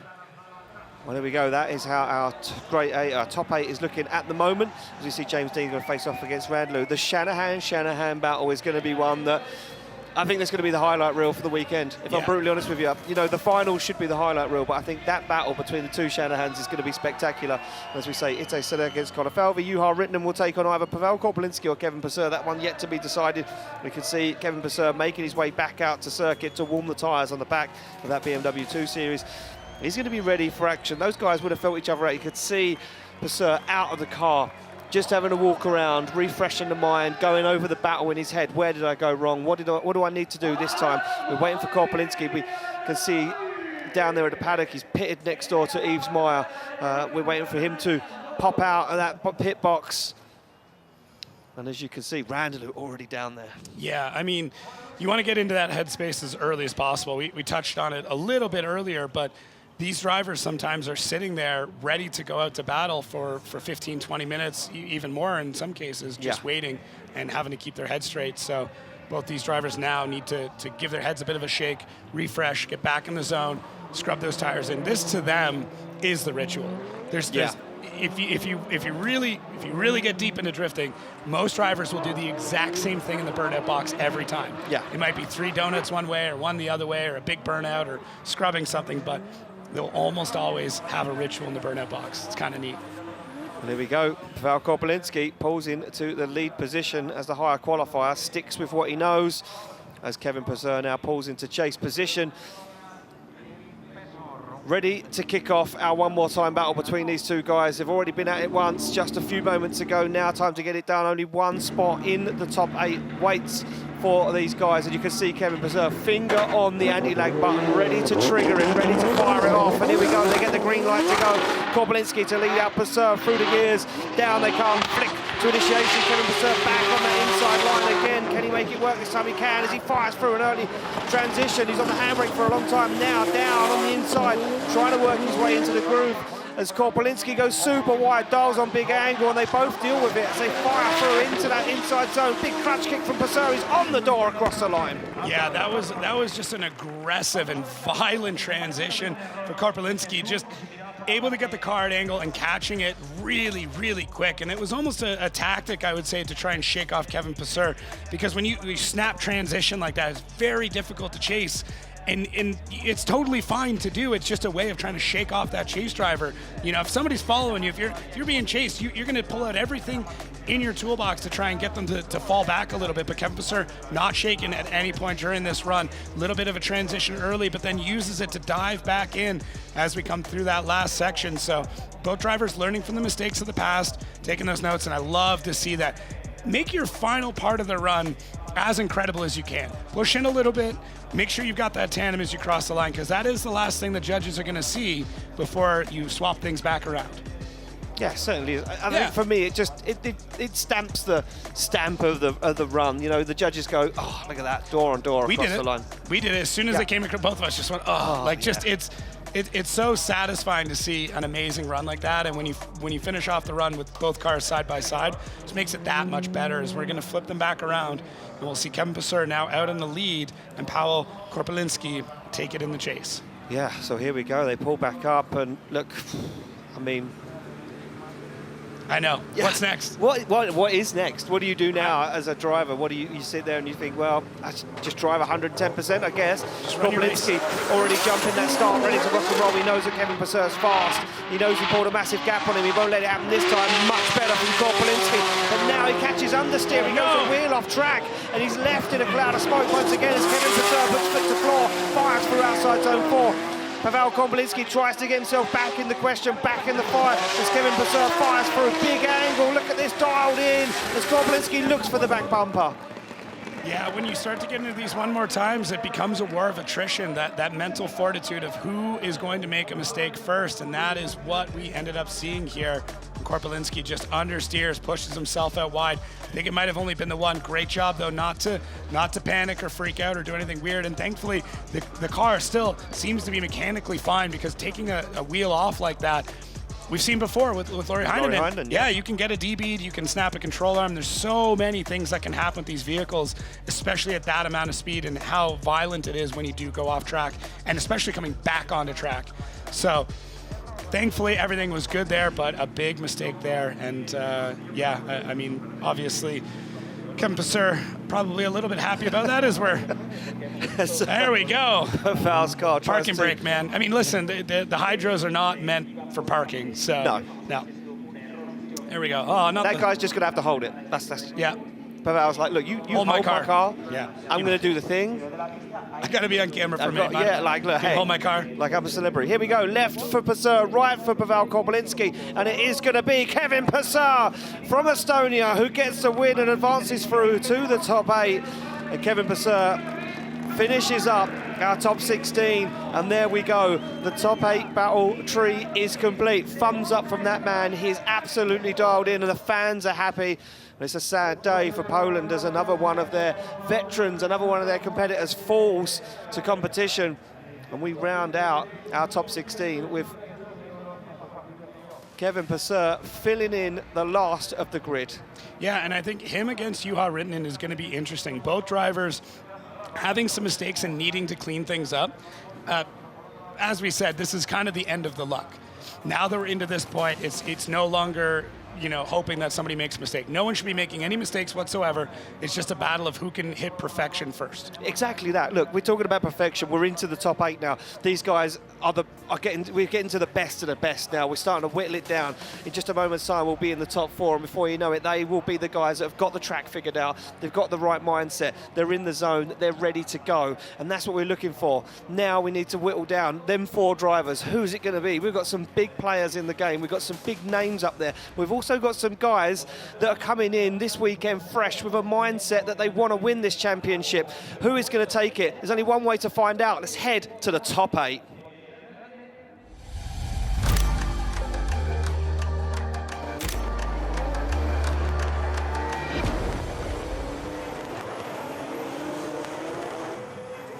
Well, here we go. We go down back to the start line where all the stories are started and some of them finished, because right now James Dean isn't on the start line. He's back in the paddock with spark plug issues. They can't get that car to run on 8 cylinders. They're struggling to work out what's wrong with the car. Oliver Randalu, on the other hand, is warming tyres. As soon as he pulls to that start line, the 2-minute clock will be sold, and there you go. You see our marshal down there with James. He said 2 minutes to go. They have 2 minutes to get that car from the paddock to the start line to activate the battle. And it's not a short drive. It's not like this is next door. He's basically on the opposite end of the track where we're seeing that large outside zone. They're even further back from that as we see the clock tick down.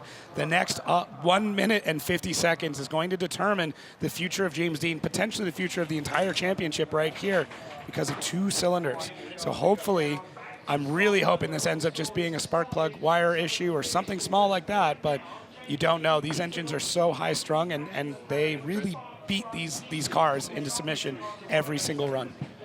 Yeah, it is. It's like a wrestling match between the driver and the car some of these times, because the driver is wrestling this car into doing what it needs to do. Here he goes, the bonnet shuts on James Dean's car. He fires it up. It sounds like it could be running on 8 cylinders. He looks at the dash, and you can hear a miss. You know these cars. He looks across to the cameraman and he says, is it enough? He doesn't know. He shakes his head. He slams it in gear. He says, well, look, we only have one opportunity, Jacob, and that's just to go for it. Yeah. If it works, it works. If it doesn't, well, we tried everything we could.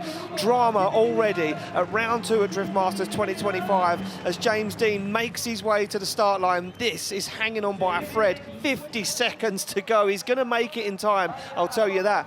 But will the car make it to the end of this run? Yeah, and really, James isn't going to know exactly how this car is running or operating until he makes it into the burnout box. It's the same story we saw with Dave Egan, where, okay, everything runs, it seems okay, gets into the burnout box, realizes there's an issue, and goes to send it anyways.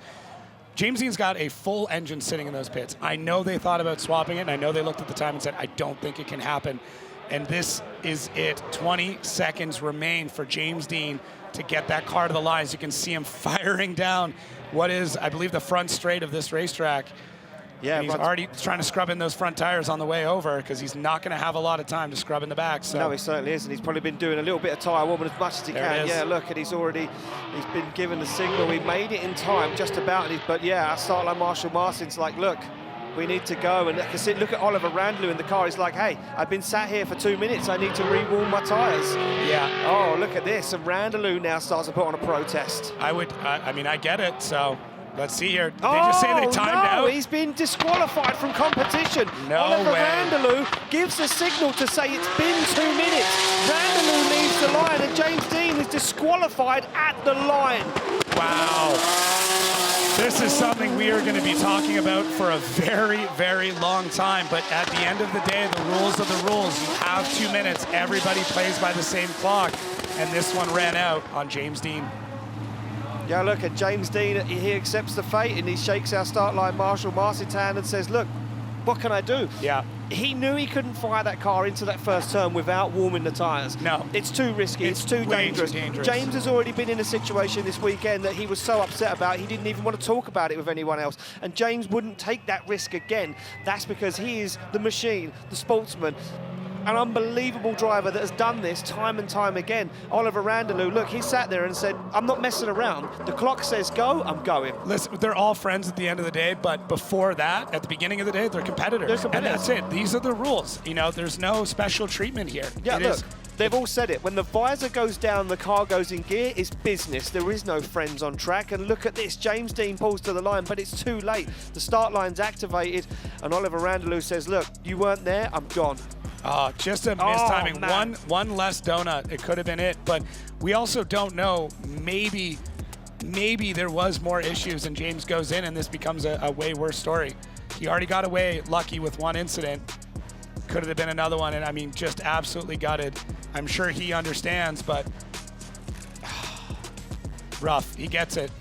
He's a competitor. Yeah. He's a world-class competitor.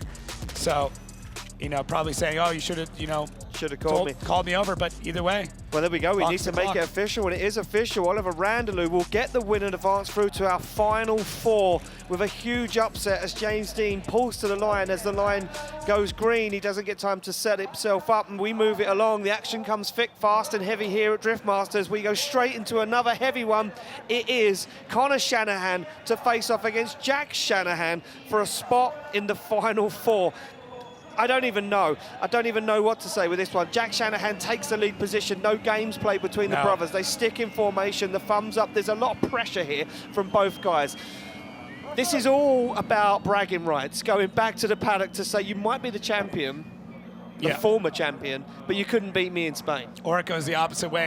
This is why I'm a champion. Exactly that. Well, here we go. The car slam into gear. Shanahan versus Shanahan. Connor to chase down Jack as they come through the gears. Look at this. Connor Shanahan straight onto the back bumper of Jack's GT86. They fire through. No messing around. Clean cut so far as they both put it right to the edge of the circuit for outside zone 4.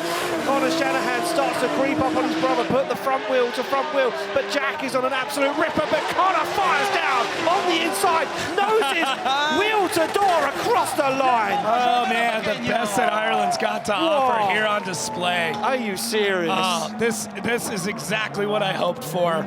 Both drivers at full pace all the way through. No holds bars, no caring, no sympathy whatsoever. Just great tandem from the Shanahans as both drivers just putting everything on the line and knowing, hey, we can repair the cars later. We'll fix this. It's not a problem. If I crash yours, I'll fix it. I love to see this type of driving. That you could not fit a piece of paper between these two cars in transition. It's like they share a brain in sometimes. Look at this. Takes out angle specifically to get that door tap. The door, yeah. That's all it was. He took out angle just to say, I tapped your door on that run. So great. So great from both drivers. But as much as we're laughing and we're having a great time, it's not over. It's business again. It's another business deal out there. All the intensities. We see Connor Shanahan, door open, taking a couple look at the gauges, making sure that engine is all right, not overheating. These cars run hot. It's tough going, and it is not cold here in Spain, that's for sure. It's both drivers.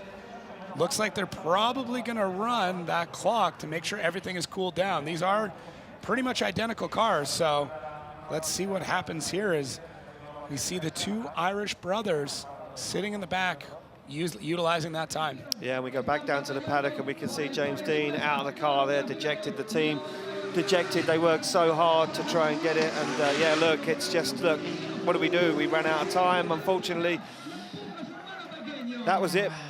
He knows, though. He understands. Look, James knows it, but these guys, well, they don't know it just yet. They don't know who's going to be in or out of competition. They pull to the line. It will be Connor to lead out Jack. As they wait, they let that clock run down to the last moment before they pull to the line. And Connor now to lead him out as Jack Shanahan says, yeah, I'm ready to go. He gives him the thumbs up. We wait for the door to slam close. The cars bang into gear.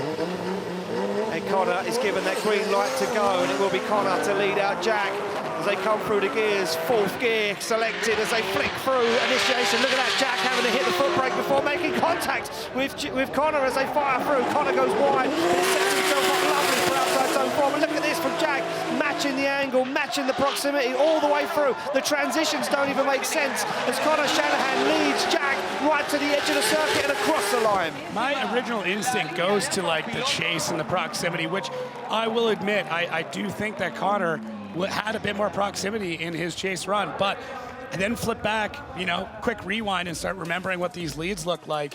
And I don't know, I think Jack may have had a bit better of a lead on Connor. Connor looks great through this whole thing. And listen, I'm being picky only because this is some of the best, if not the best driving we've seen all weekend. And I don't know where else, I don't know what else to do, because how do you start picking this apart? How do you even critique this? You just have to think like, oh, he was maybe 6 millimeters closer than the other one. That's where we're at through a lot of these runs. But yeah, I really, if I had to pick, I would say that Jack Shanahan had a better lead, but Connor had a better chase. Yeah. Which, yeah, do with that what you will. I'm inclined to agree with you as well. Yeah. I mean, that's why we are not judges. No. That's why we're not judges. No, we're certainly not, because we'd just keep running this one more time. Until the wheels fall off the car. I would just have the Shanahan show. Yeah. Just let them go. Just let them keep going. Rotate going. cars. Yeah. Not even wheels. Just rotate let them go cars. to the paddock, pick a car they like, and use that as well. Here we go. Slide them left for Connor, right for Jack Shanahan. It's going to be one vote for Jack Shanahan. It's going to be Jack Shanahan getting the win, advancing through to the final 4. And Connor couldn't be happier. We know that these guys are excited whatever way this goes. And now Jack Shanahan sits in a position thinking, well, this could be the year that I am the champion, because he said to me before, I'm fighting for it this year. There's no messing around. Connor's had it, I want it. Yeah, and I don't think anybody would be more excited for Jack Shanahan than Connor Shanahan, because then that rivalry goes even deeper. One championship apiece. One championship apiece. Oh, imagine the season after that. Yeah. All right, moving into a little bit more Irish action here with Connor Falvey taking on Itay Sadeh.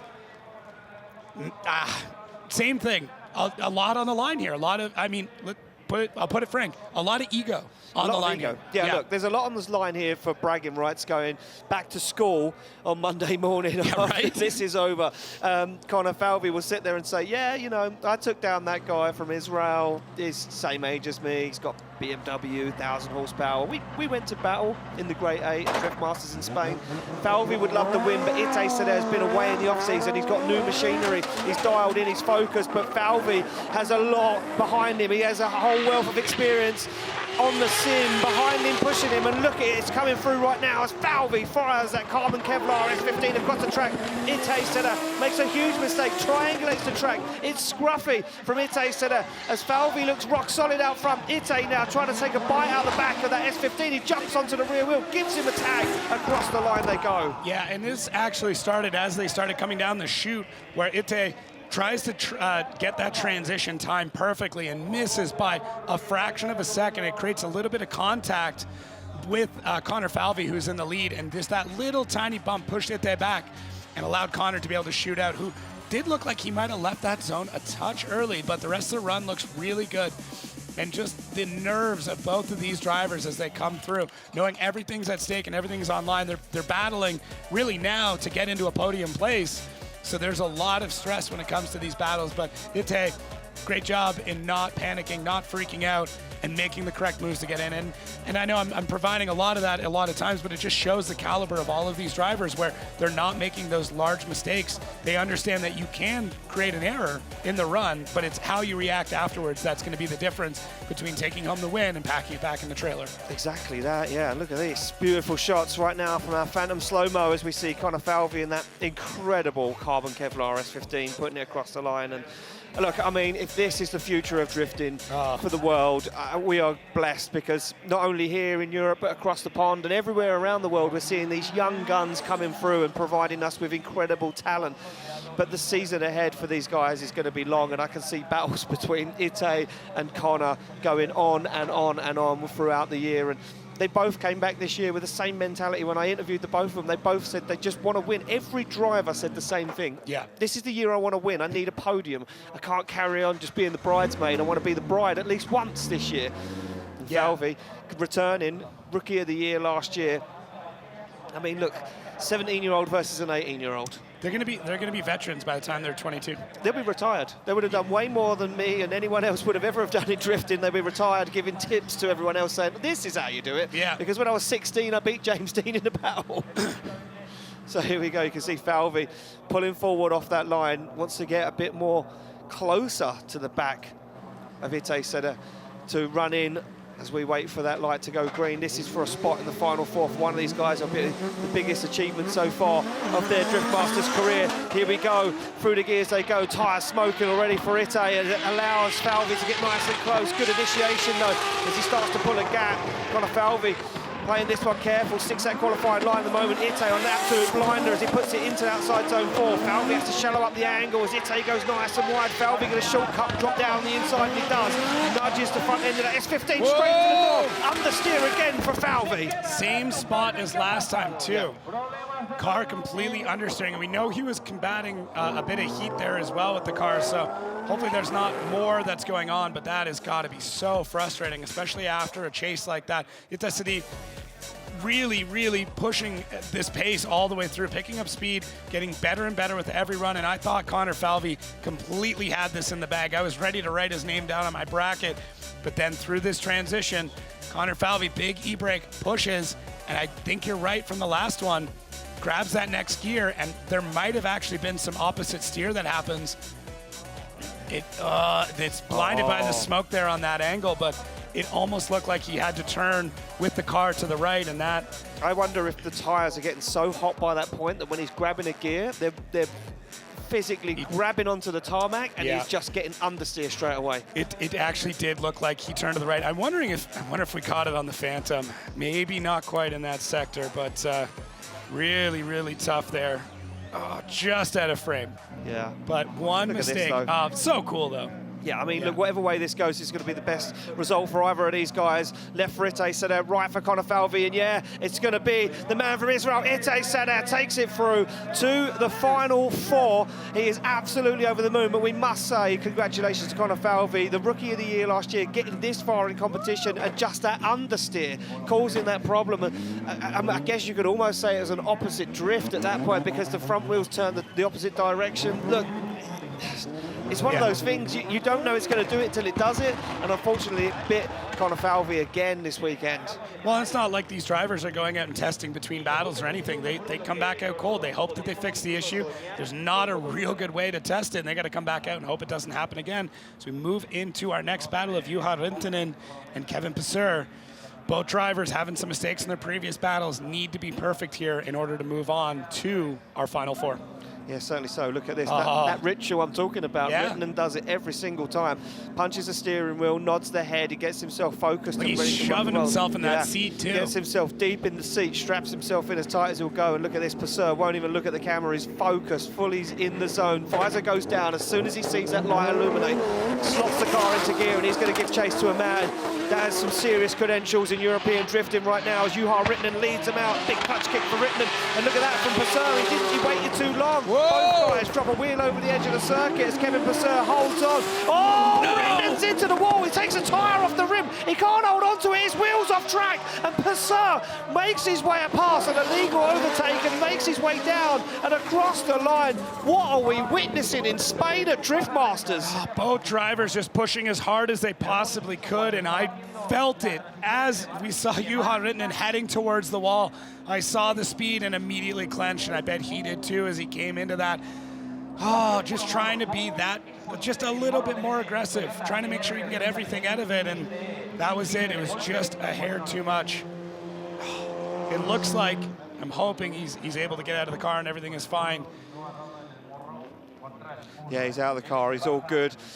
Quite low speed there when he stopped the car. Look at that, Kevin Pesur straight there to say, are you okay, is everything all good? And Rintanen shakes his hand and says, look, it happens.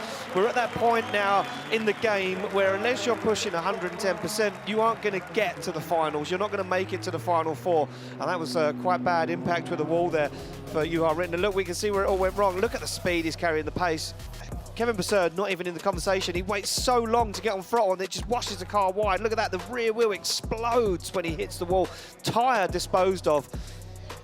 Yeah, just even that coming off the track before boom, he gets there. Look at that. Yeah, it was set up long before he ever hit the wall, and that's the hardest part with it. Yeah.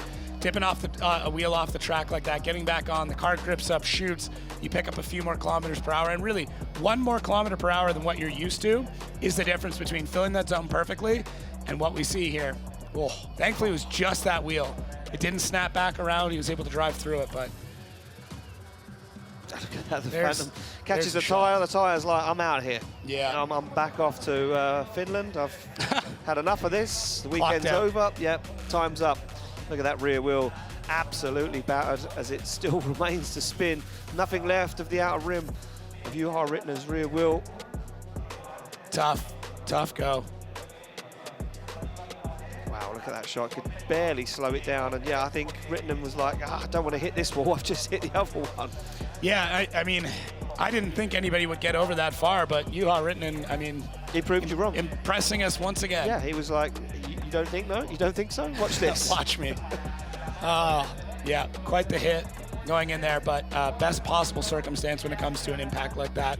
Just one wheel, hopefully not a ton of work to do in the corner of that car, and able to not just walk, but prance away as he went up to Kevin Pesur and gave him congratulations. We see our track staff now rigging this up. This crane is great. Yeah. It is the way to go. Oh, yeah. Yeah. It's the quickest, most efficient way to get the cars off the track. Yeah.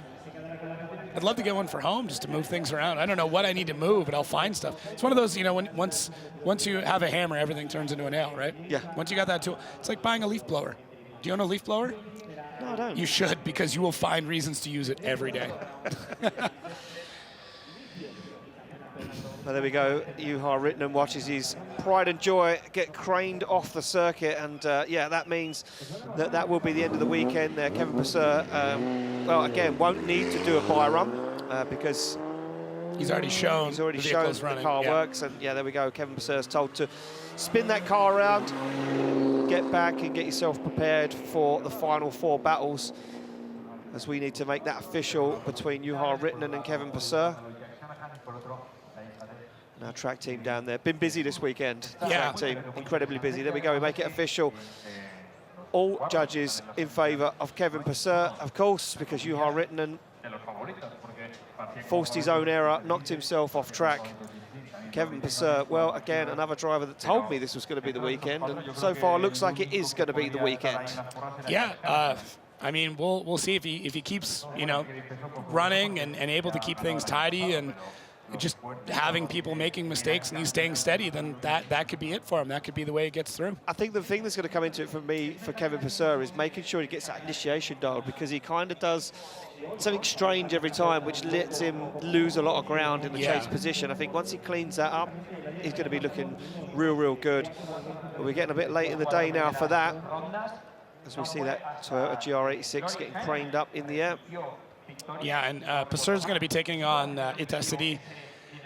Be a really interesting pair-up from both of these drivers. I mean, I'm excited to see how it ends up playing out. And on the other side, Oliver Randalu and Jack Shanahan, which should be very, very exciting battle. And then, this podium is going to be an interesting one. I bet you when we started this weekend, looking at how this all could have laid out, there's a few drivers in here that are making headways. But this is, I mean, it's almost similar to the kind of the Lauri Heinonen situation. Not that he came out of nowhere, but it was one of those, that season it wasn't really expected to go his way the way that it did. And he just kept going, got that momentum, and just ran through the rest of the season. So any of these drivers that are in this top 4 right now, this could spark what is potentially a championship season for them. 100%, yeah. I mean, look, we say that it's the road to the final, and that's because it is. I think once you get on the right track, you get in the right mindset, everything starts flowing, the team are in the right place.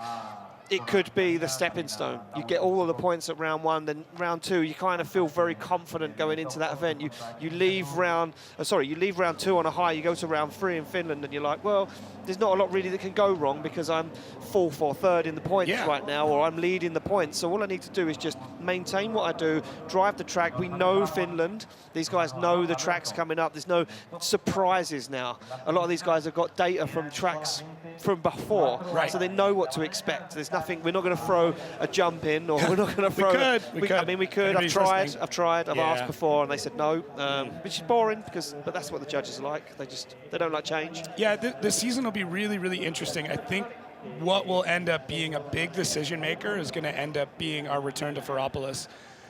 It is a tough track. Yeah. It is unforgiving. The wall, like, talk about walls, and walls that are not moving. They're not going moving. anywhere. They are part of the structure of that entire facility. That one is going to be such a war of attrition, and it happening right before the finals, and not a lot of time to get things prepped. So if you have a rough event there, it's like, we don't have a lot before we need to end up getting over to Poland. So that, to me, I really do think is going to be where, not that the story is told, but it will set the plot and set the story for the final round in an incredible way. 100%, yeah. I mean, and it only needs one upset like that. But the thing that I look at now is that we go from here where it's, I mean, we at the beginning of the weekend probably would have said this is relatively low-risk track. Right. You know, not really massive wall runs, nowhere really to crash, but yet there is still issues. But we go from here to Finland, where there is a lot of walls to hit. The initiation is straight onto a concrete wall that barely moves all the way around that first outside zone. Then we go to Mondello Park, where we also throw in 2 walls, a very fast initiation where if you get that wrong coming over the crest of that hill on initiation, you end up on the infield into a barrier. Yeah. We go from there to Germany, as you say, where that place is solid concrete walls the whole way around. They don't move. And then we go to the final at the PG Narodoway, where, again, it's walls, they don't move. So this whole year now, the whole season moves into very dangerous tracks. We've also got Riga in there as well, which is super fast. Almost an event to itself. Like, becoming the king of Riga is just it's taking the crown. Yeah, it's almost its own title. So here are our pairings. What was interesting, we saw a few shots earlier on of Jack Shanahan and his team working on that car.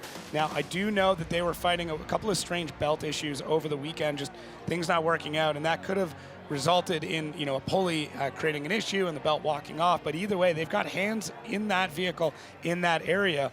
And I'm also getting some reports that Oliver Randalu is already there, so we get into that clock situation again. Hey, 2 minutes. And you don't want to mess with Oliver Randalu, because if he's on the line, he's going to tell the marshal, and he's gone. Yeah. He's gone. Like, and look, you play by the rules at the end of the day. Oliver Randalu, very clever guy. He knows the rules, and he's going to say to you, look, if you're not here, I'm going.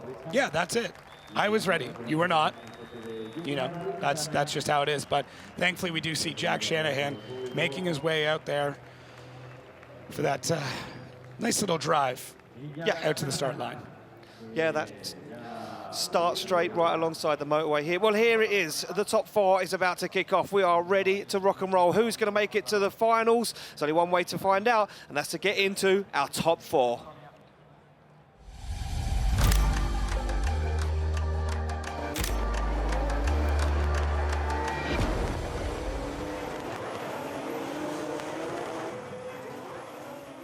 Well, they've battled all the way from 46 drivers just down to 4. And the 4 that remain now are going to go head-to-head, battle their way, fight their way to a spot on the podium.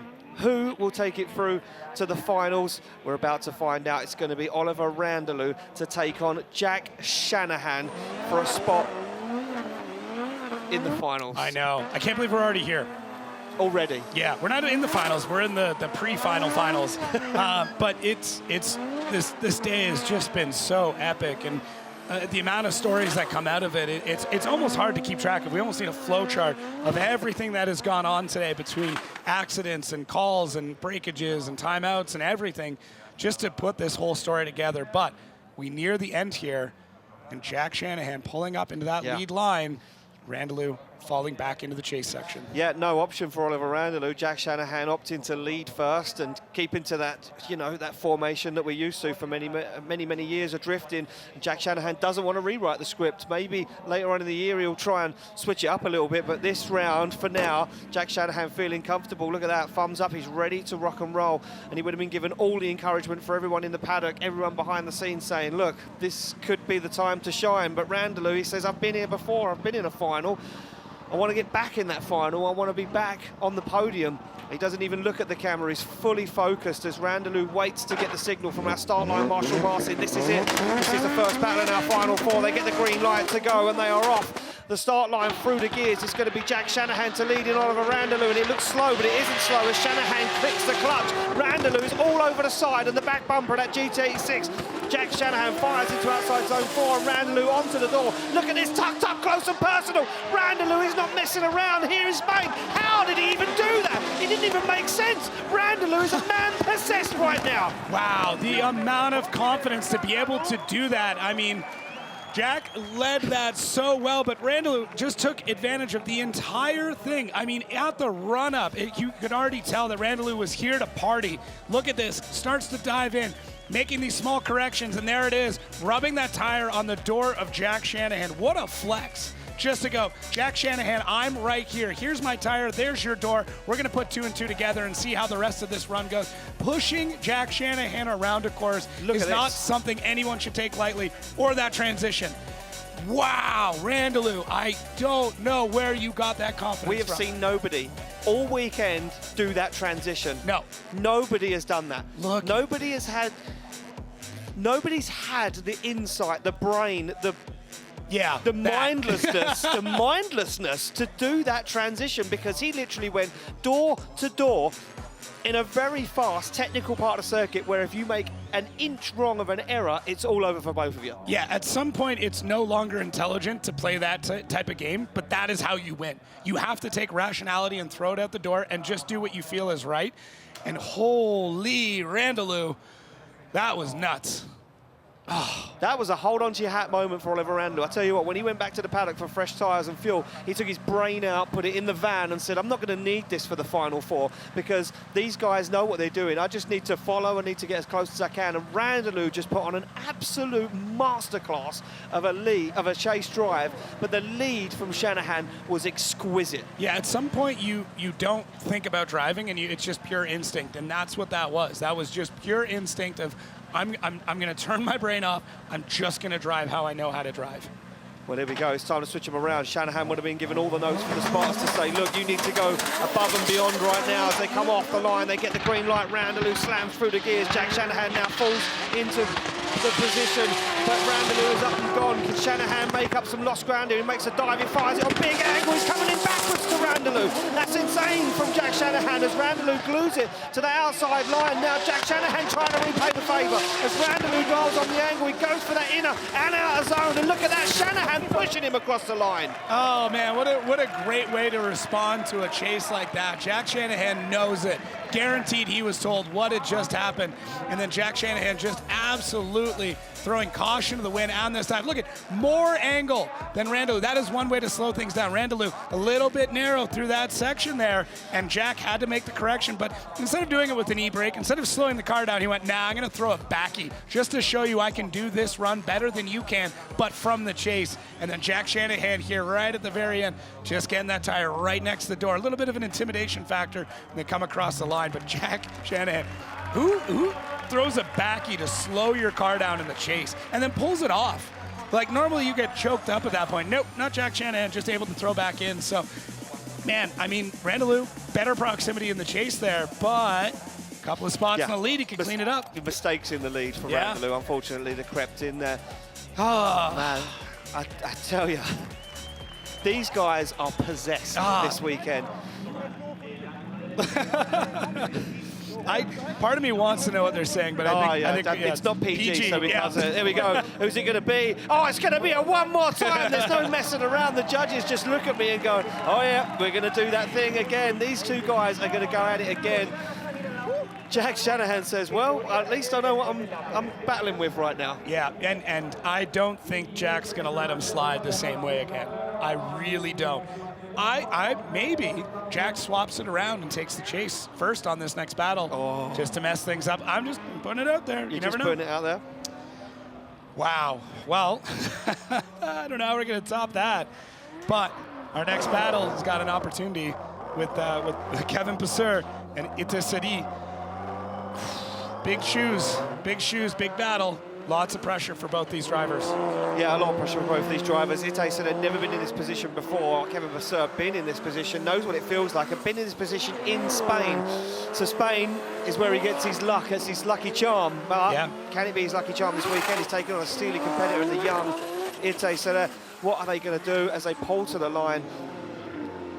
As Kevin Pesur, the higher qualifier, decides to chase first. Ooh, and the plot thickens, Ian.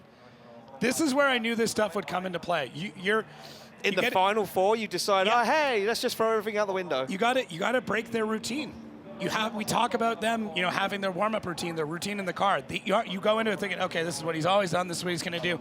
That little moment of, oh, I'm going to have to lead first? Oh, hang on, wait a minute, I was not ready for that. Even if they don't admit it, even if it's just a small little thing in the back of their head, it can make all the difference. Kevin Pesur, so excited to get out there, forgets to plug in his radio. Yeah, couldn't hear his team. Might have did that on purpose. We've seen that before. Yeah, don't need just unplug that. Don't need you. I don't need to talk to you for a minute.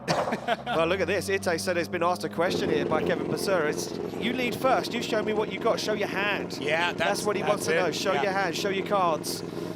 Well, the cars slam into gear. They get the thumbs up from Marcin as the light goes green. It is go. This is for a spot in the final. Who is going to take it through?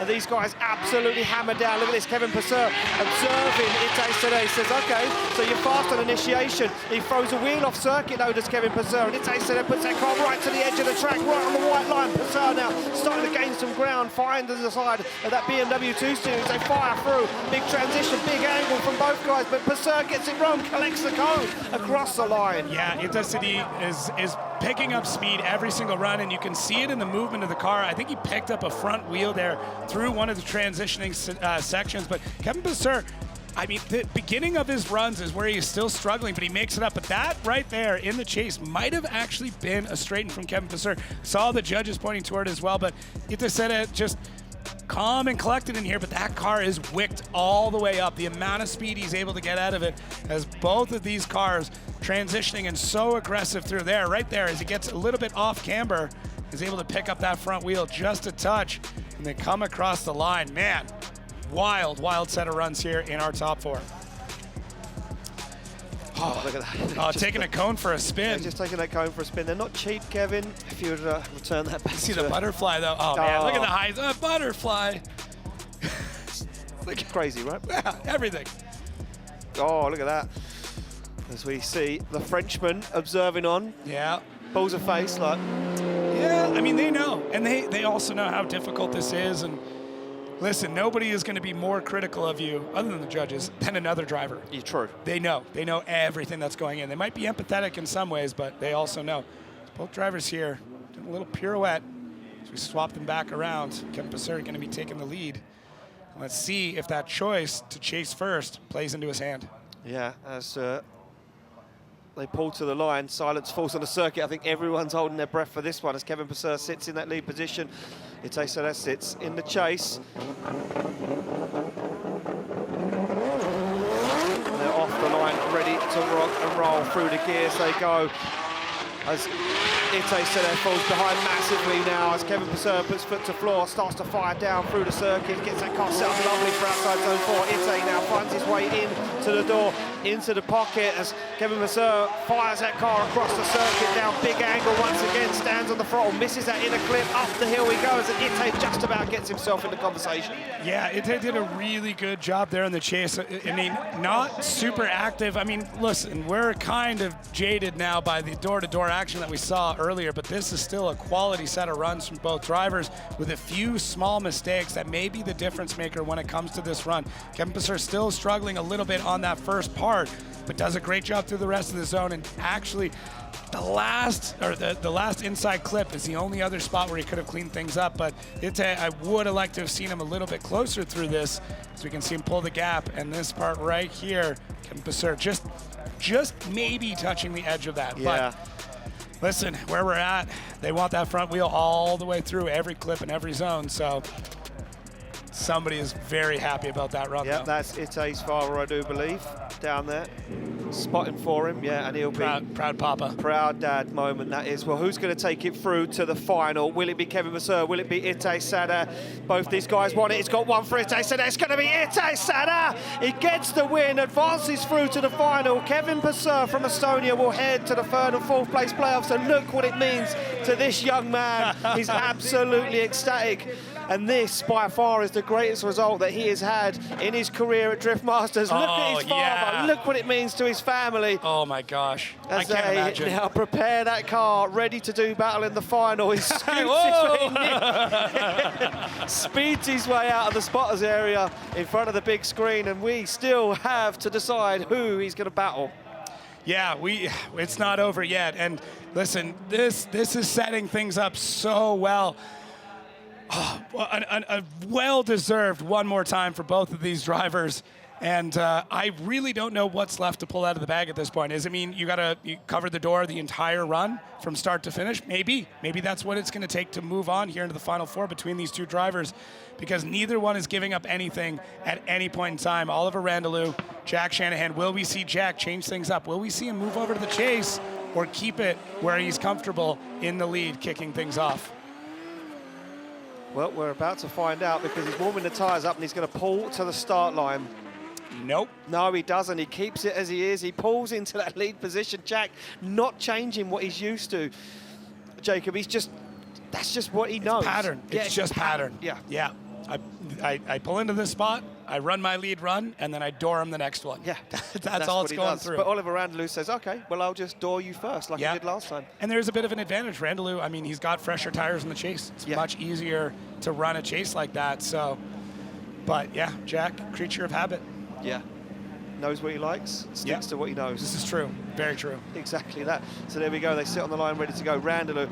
I mean, I don't know what more Randalu could do in that chase, because it was phenomenal from where I was sitting, that's for sure. And I'm sure you guys watching online with us will agree. But the light goes green and they're through the gears. It will be Shanahan to lead out Randalu as they flick through the gears and flick the cars to angle. Look at this from Randalu. He's closer than he was before. Pushes Jack Shanahan as wide as he'll go to the edge of the circuit. They scrub the speed down into outside zone 4. Shanahan fulfills the outside zone, and Randalu's back there again. Will he try it? He certainly does. He drops down on the inside. Randalu more aggressive than he was before, closer than he was before across the line. That was nuts. I mean, Randalu figured out, okay, I can get more proximity for a couple more seconds here or there, but Jack Shanahan going off track there, little worrisome, because I was seeing big chunks of rubber being kicked up all the way through that run, so we don't know who that's for or from, but Randalu one tap right there as we push out nice and wide. Jack Shanahan still on it. And then Randalu here again dives in. Another tap just to be sure, coming through that inside clip. But wow, for both of these drivers, Jack Shanahan just absolutely crushing things in the lead. And Randalu in the chase, just punishing Jack Shanahan any moment he's got and just shoving that car around. So yeah, I was seeing big hunks of rubber flying up. I wasn't sure if that's what's been left on the track or that was fresh off one of these cars, but we will see. Oh, this is incredible. Intense. That's what Very it is. intense. Intense as these guys push their cars and themselves to the absolute limit of what is possible on this circuit. And you can see them right the way down there on the back end of the circuit. Jack just letting that car cool down as Randalu will pull into that lead position and be on the radio. Look straight away to the spot. Talk to me. Tell me where he was. Tell me what do I need to do. I can see the lead. I know how good it was because I was on his door. Yeah, I think if I was Jack Spotter right now, I'd be like, well, you're pretty much just going to have to push him around the entire track. Yeah, you must have felt him tapping the door. You need to do the same. For sure.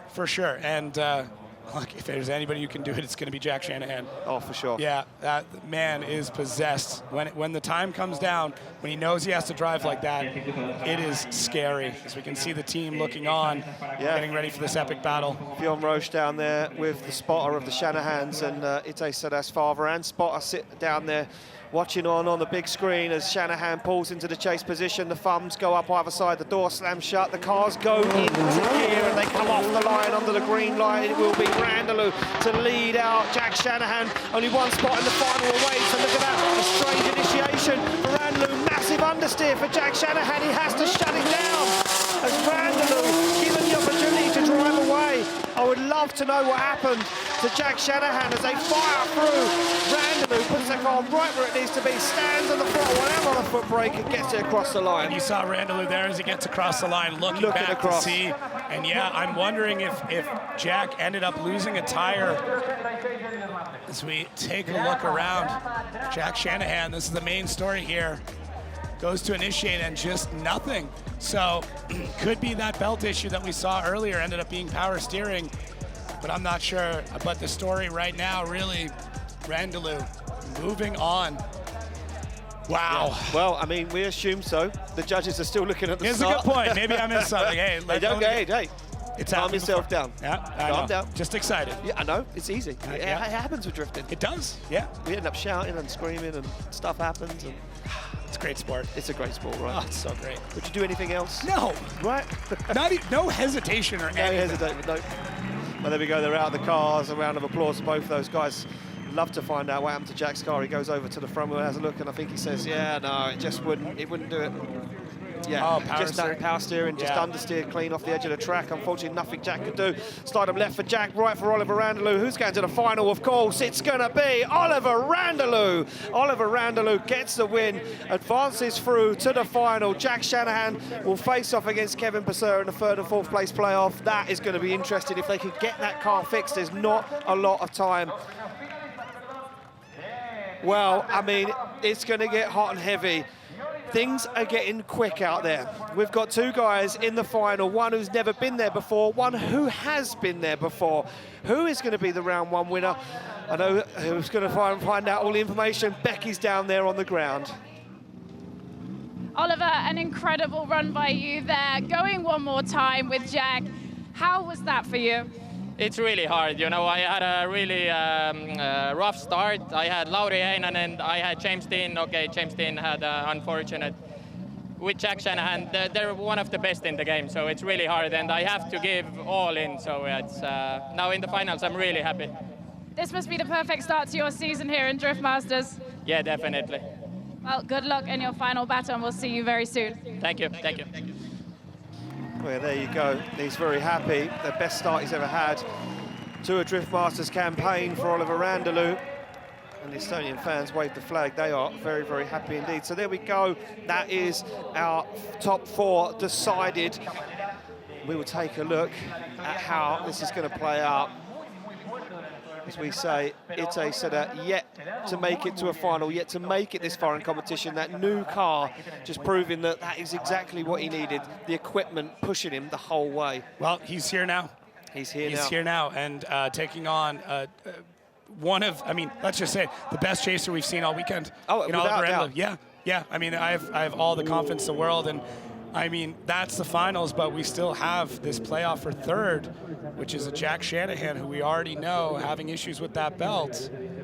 Yeah, I'm not sure. I think most of the Shanahans now run electric power steering in these GT86s, so I'm not sure what's going on down there. And Jack just said the car just understeered clear off track. You can see the back end up in the air, fresh pair of tyres on there, some more fuel. Jack's still in the car, and he's down there with his partner, Corey. She'll be reassuring him that everything's going to be all good, and you can see a lot of running around. Jack, like I say, still set in the car. Connor joining him.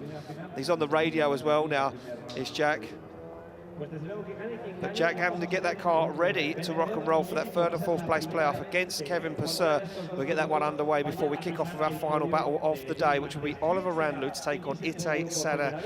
And what an incredible weekend it's been. And look at these guys, the team, they can't believe it. It's been the weekend of a dream for this team. It's a weekend you'll never forget. For sure. No matter what happens, you'll absolutely never forget this. it. Yeah.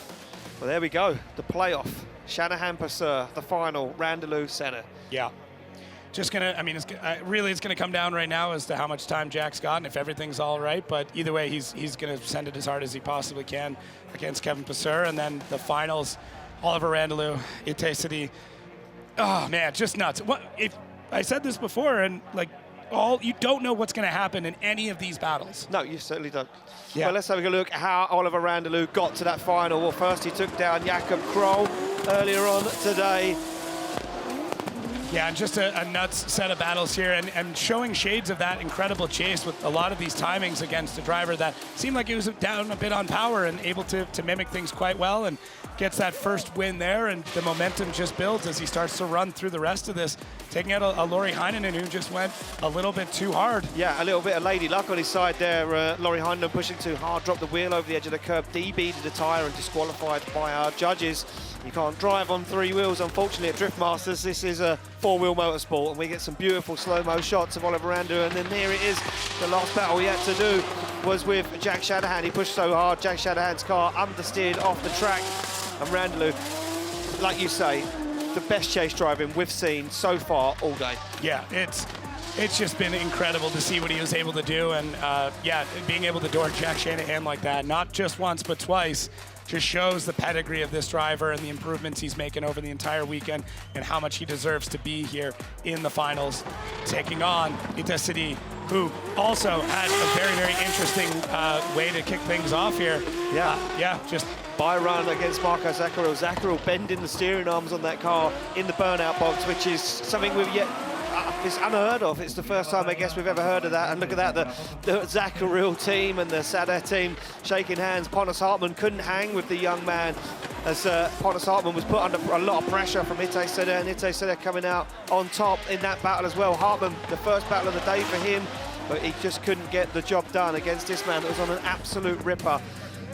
Yeah, and it's a war of attrition throughout this entire weekend, especially you see this here with Connor Falvey. Just, you know, to finish first you have to finish, and that's what this has been, just outlasting, out-driving, and out-winning all of your opponents all the way through, and an amazing battle there with Connor Falvey, still dealing with a little bit of that understeer, but either way, it's just able to get through all of it and doing it in fantastic form. These lead runs are incredible. He's filling all the zones, just almost superseding in a lot of cases where he needs to be and finding new ways to get around the track on every single run. Yeah, certainly so. And Kevin Pesur, another man that was taken down by this young gun, couldn't hang. Well, look, the crowd are ready. These guys are certainly ready to see him in the final. But first, we have to get that third and fourth place playoff underway. It's going to be Jack Shanahan and Kevin Pesur. It's time to head to our playoffs.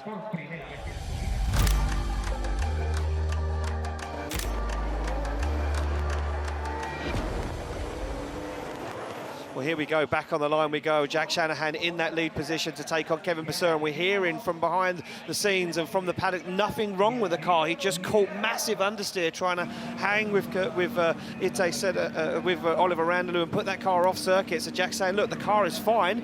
I just couldn't, the understeer was just too much, and that's the point. We've got these cars gripped up to the max, to track now, fully gripped in, fully rubbered in, ready to rock and roll. Pesur wants a podium.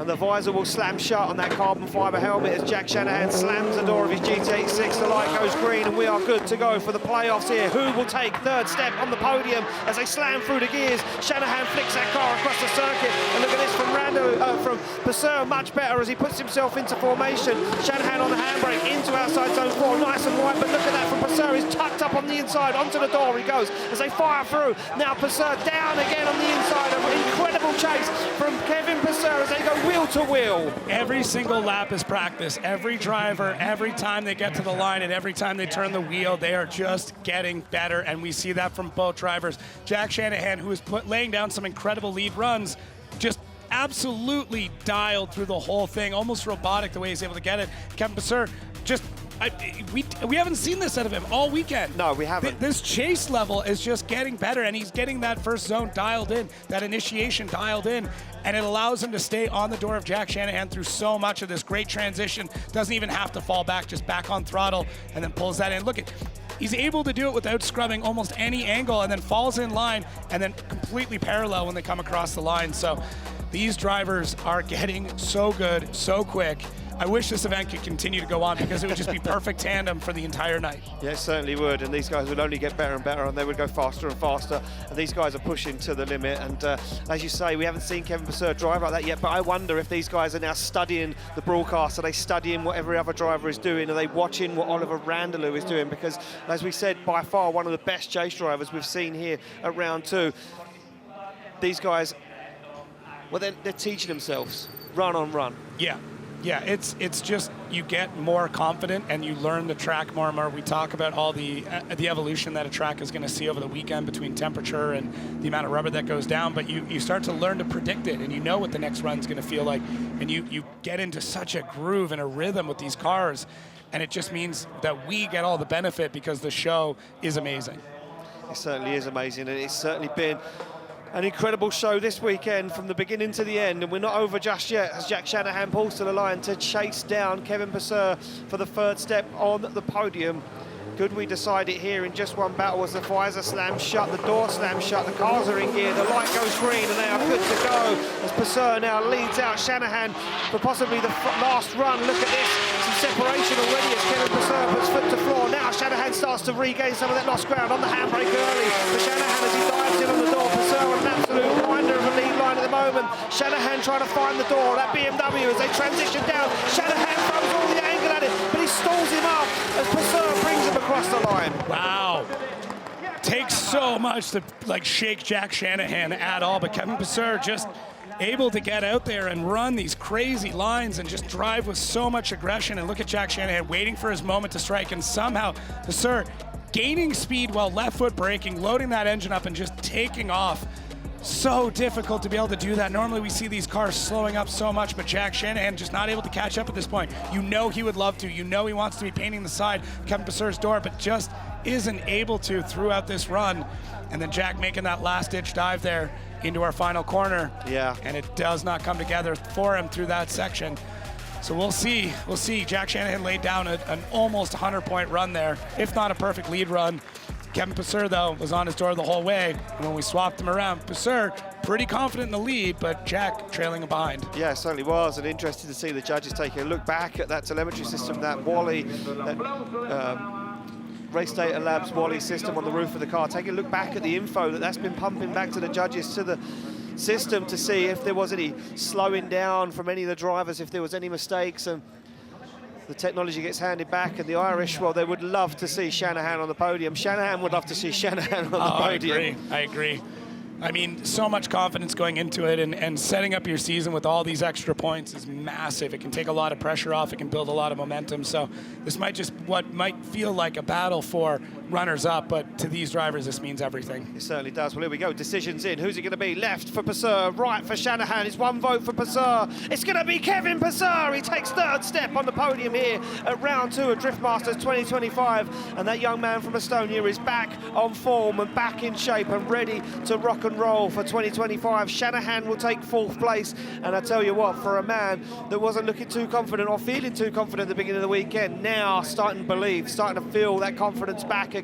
But Pesur is the man that came out on top in this battle. But who will be the man that comes out on top in the final battle? All the fans wave the flags high in the sky, where they would love to see another Estonian driver on the podium. It's time, ladies and gentlemen, for round 2's final. Let's get to our final battle of the day.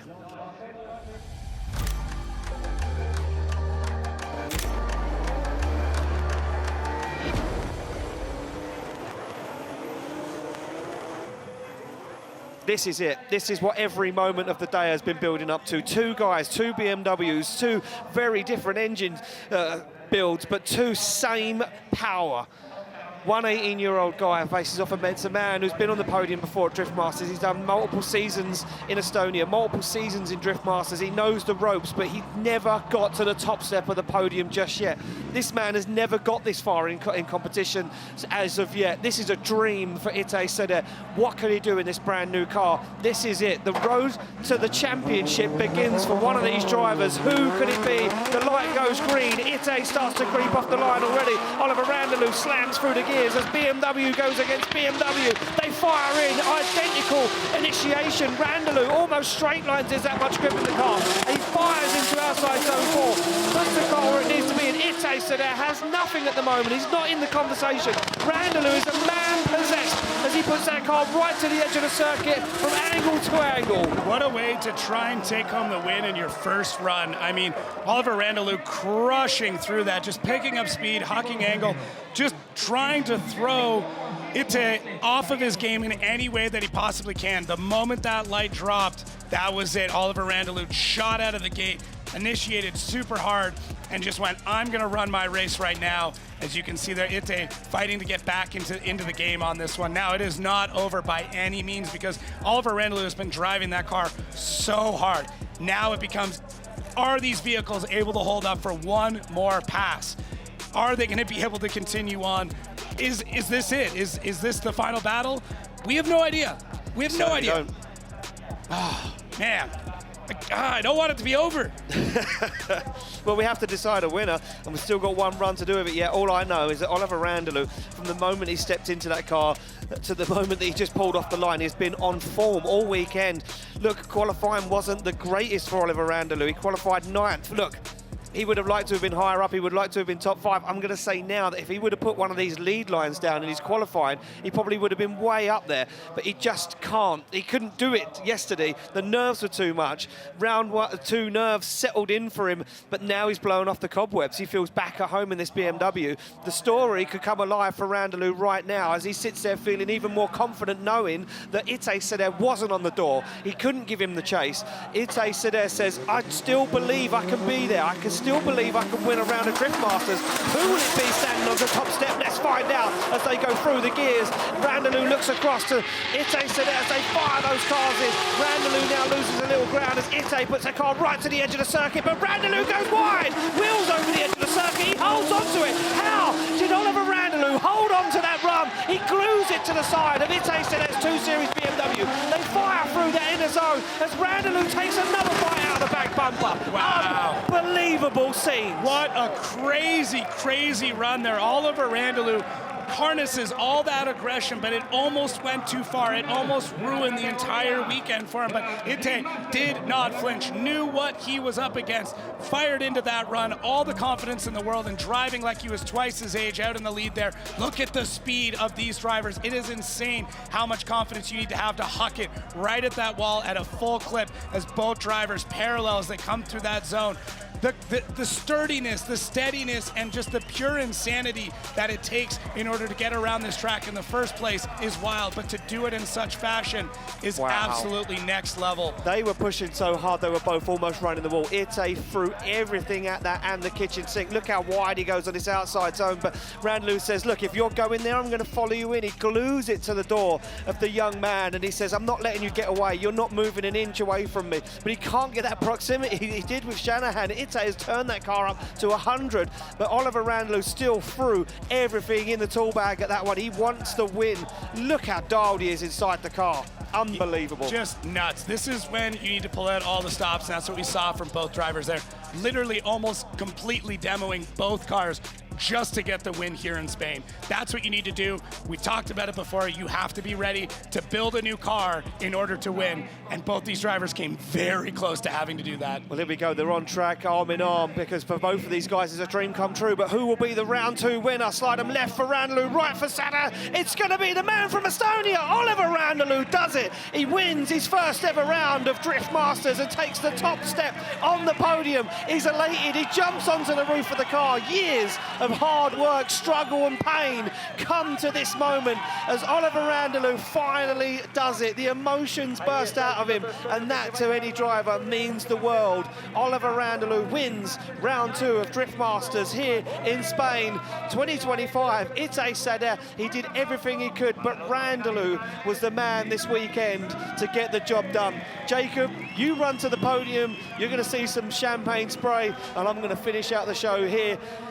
Wow, what a weekend, what a show, and the Estonian flags fly high in the sky, and those guys are absolutely over the moon with the result, as I suppose most people are. Look at the team down there, they congratulate each other, but Oliver Randalu's team stand there, they can't believe it. What a dream weekend for these guys. They've worked so hard to get to where they are now. A brand new build just last year, and this year is paying off. Becky's with the winner.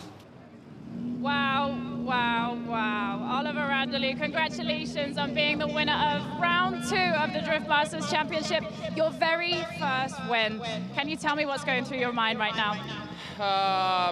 I'm not sure if I can tell. It's been a dream of mine, you know. I've been on a second place, but not first, so I'm getting a little bit emotional. This car, I mean, a new build for last year. You come here, it's absolutely on rails. Can you tell us a little bit about what you did to make it so good this weekend? We upgraded this season to 3-way BC racing coilovers, and we are so fast. So that's definitely one of the key points. You were extremely fast. The chase driving was incredible. Have you been doing some more training in the off season to get to this point? Yeah, I'm doing sim racing at home, and also off season we have winter, so we go ice tracks. Have you anything to say to your Estonian fans out there? We've got so many flags flying high on the bank here. Yeah, that's unbelievable. There's so many Estonians here, so it's really great to be here, like to be on the podium with all those Estonian fans. Well, there's a big family of people here supporting you. Congratulations, your first ever win at Drift Masters. This is brilliant. Thank you really much. Guys, an emotional Oliver Randalu. What an incredible run. Guys, back to you. Thank you, Becky. Yeah, and an emotional Oliver Randalu. As he says, he took second place in Mondello Park a few years ago, but now he manages to top the step on the podium. There we go. Oliver Randalu takes the most amount of points, 100 points away from round one. Itay Sadeh comes in second place. Kevin Pesur will round out the podium in third, and there we go. We see our big contenders in there. Shanahan, Dean, Shanahan, Falvey, Rintanen. It's going to be unbelievable. 4 Irish, 2 Estonians, a Finnish driver. This year is going to be crazy if that's anything to go by. And look at that, rounding out these drivers. Pontus Hartman in the mix. Lauri Heinonen still in the fight though, rounding out the top 10. A lot tired in 11th place there. As we move through, we can see now the points starting to drop away. Bagsy grabbing 16 points from this weekend. Zalewski grabbing 16 points as well. And Wycheck up there with 27 after that incredible qualifying session yesterday. Well, there we go. That is round 2 of Drift Masters 2025 in the history books, and this is how it was done. The final battle of the day. Oliver Randalu was the man to beat, the man that had the focus this weekend. He had a mission, and that mission was completed, and that was to finally get a top step on the podium at Drift Masters, a dream of many, many drivers, and this is how he did it. An incredible final battle with Itay Sadeh, who he asked the question, you lead first and I'll chase you down, and it worked in his favour as Oliver Randalu stuck it to the door of that young man from Israel. And look at this. This is what it meant to Oliver Randalu as he celebrated in front of a lot of Estonian fans here in Spain. He throws a hand in the air as the Spanish flag flies. Well, here we go. That is it. Madrid, Spain done. Oliver Randalu is your winner. We go to round 3 next, June the 6th and 7th, and we go to Finland, to the Power Park. That's right, the theme park where we put these drivers on a custom-built circuit in front of a grandstand sold out. It is a spectacle, it's something to be seen, and there we go. Exclusively live on Red Bull TV, we will see these guys go door to door on a concrete walled circuit where the madness unfolds in this theme park. Yep, it doesn't make sense. It will never, ever make sense. And the Power Park always gives us some stories. Will we see some big contenders back like Dwayne McKeever? Will we see James Dean iron out the kinks in that Mustang? Who will we see take the top step on that? Last year it was Lauri Heinonen. Can he do it again in his home event? Well, from me, from Jacob, from Becky on the ground, from everybody here at Red Bull TV and Drift Masters 2025, we will see you in Finland. Thank you for joining the show. We'll see you very, very soon.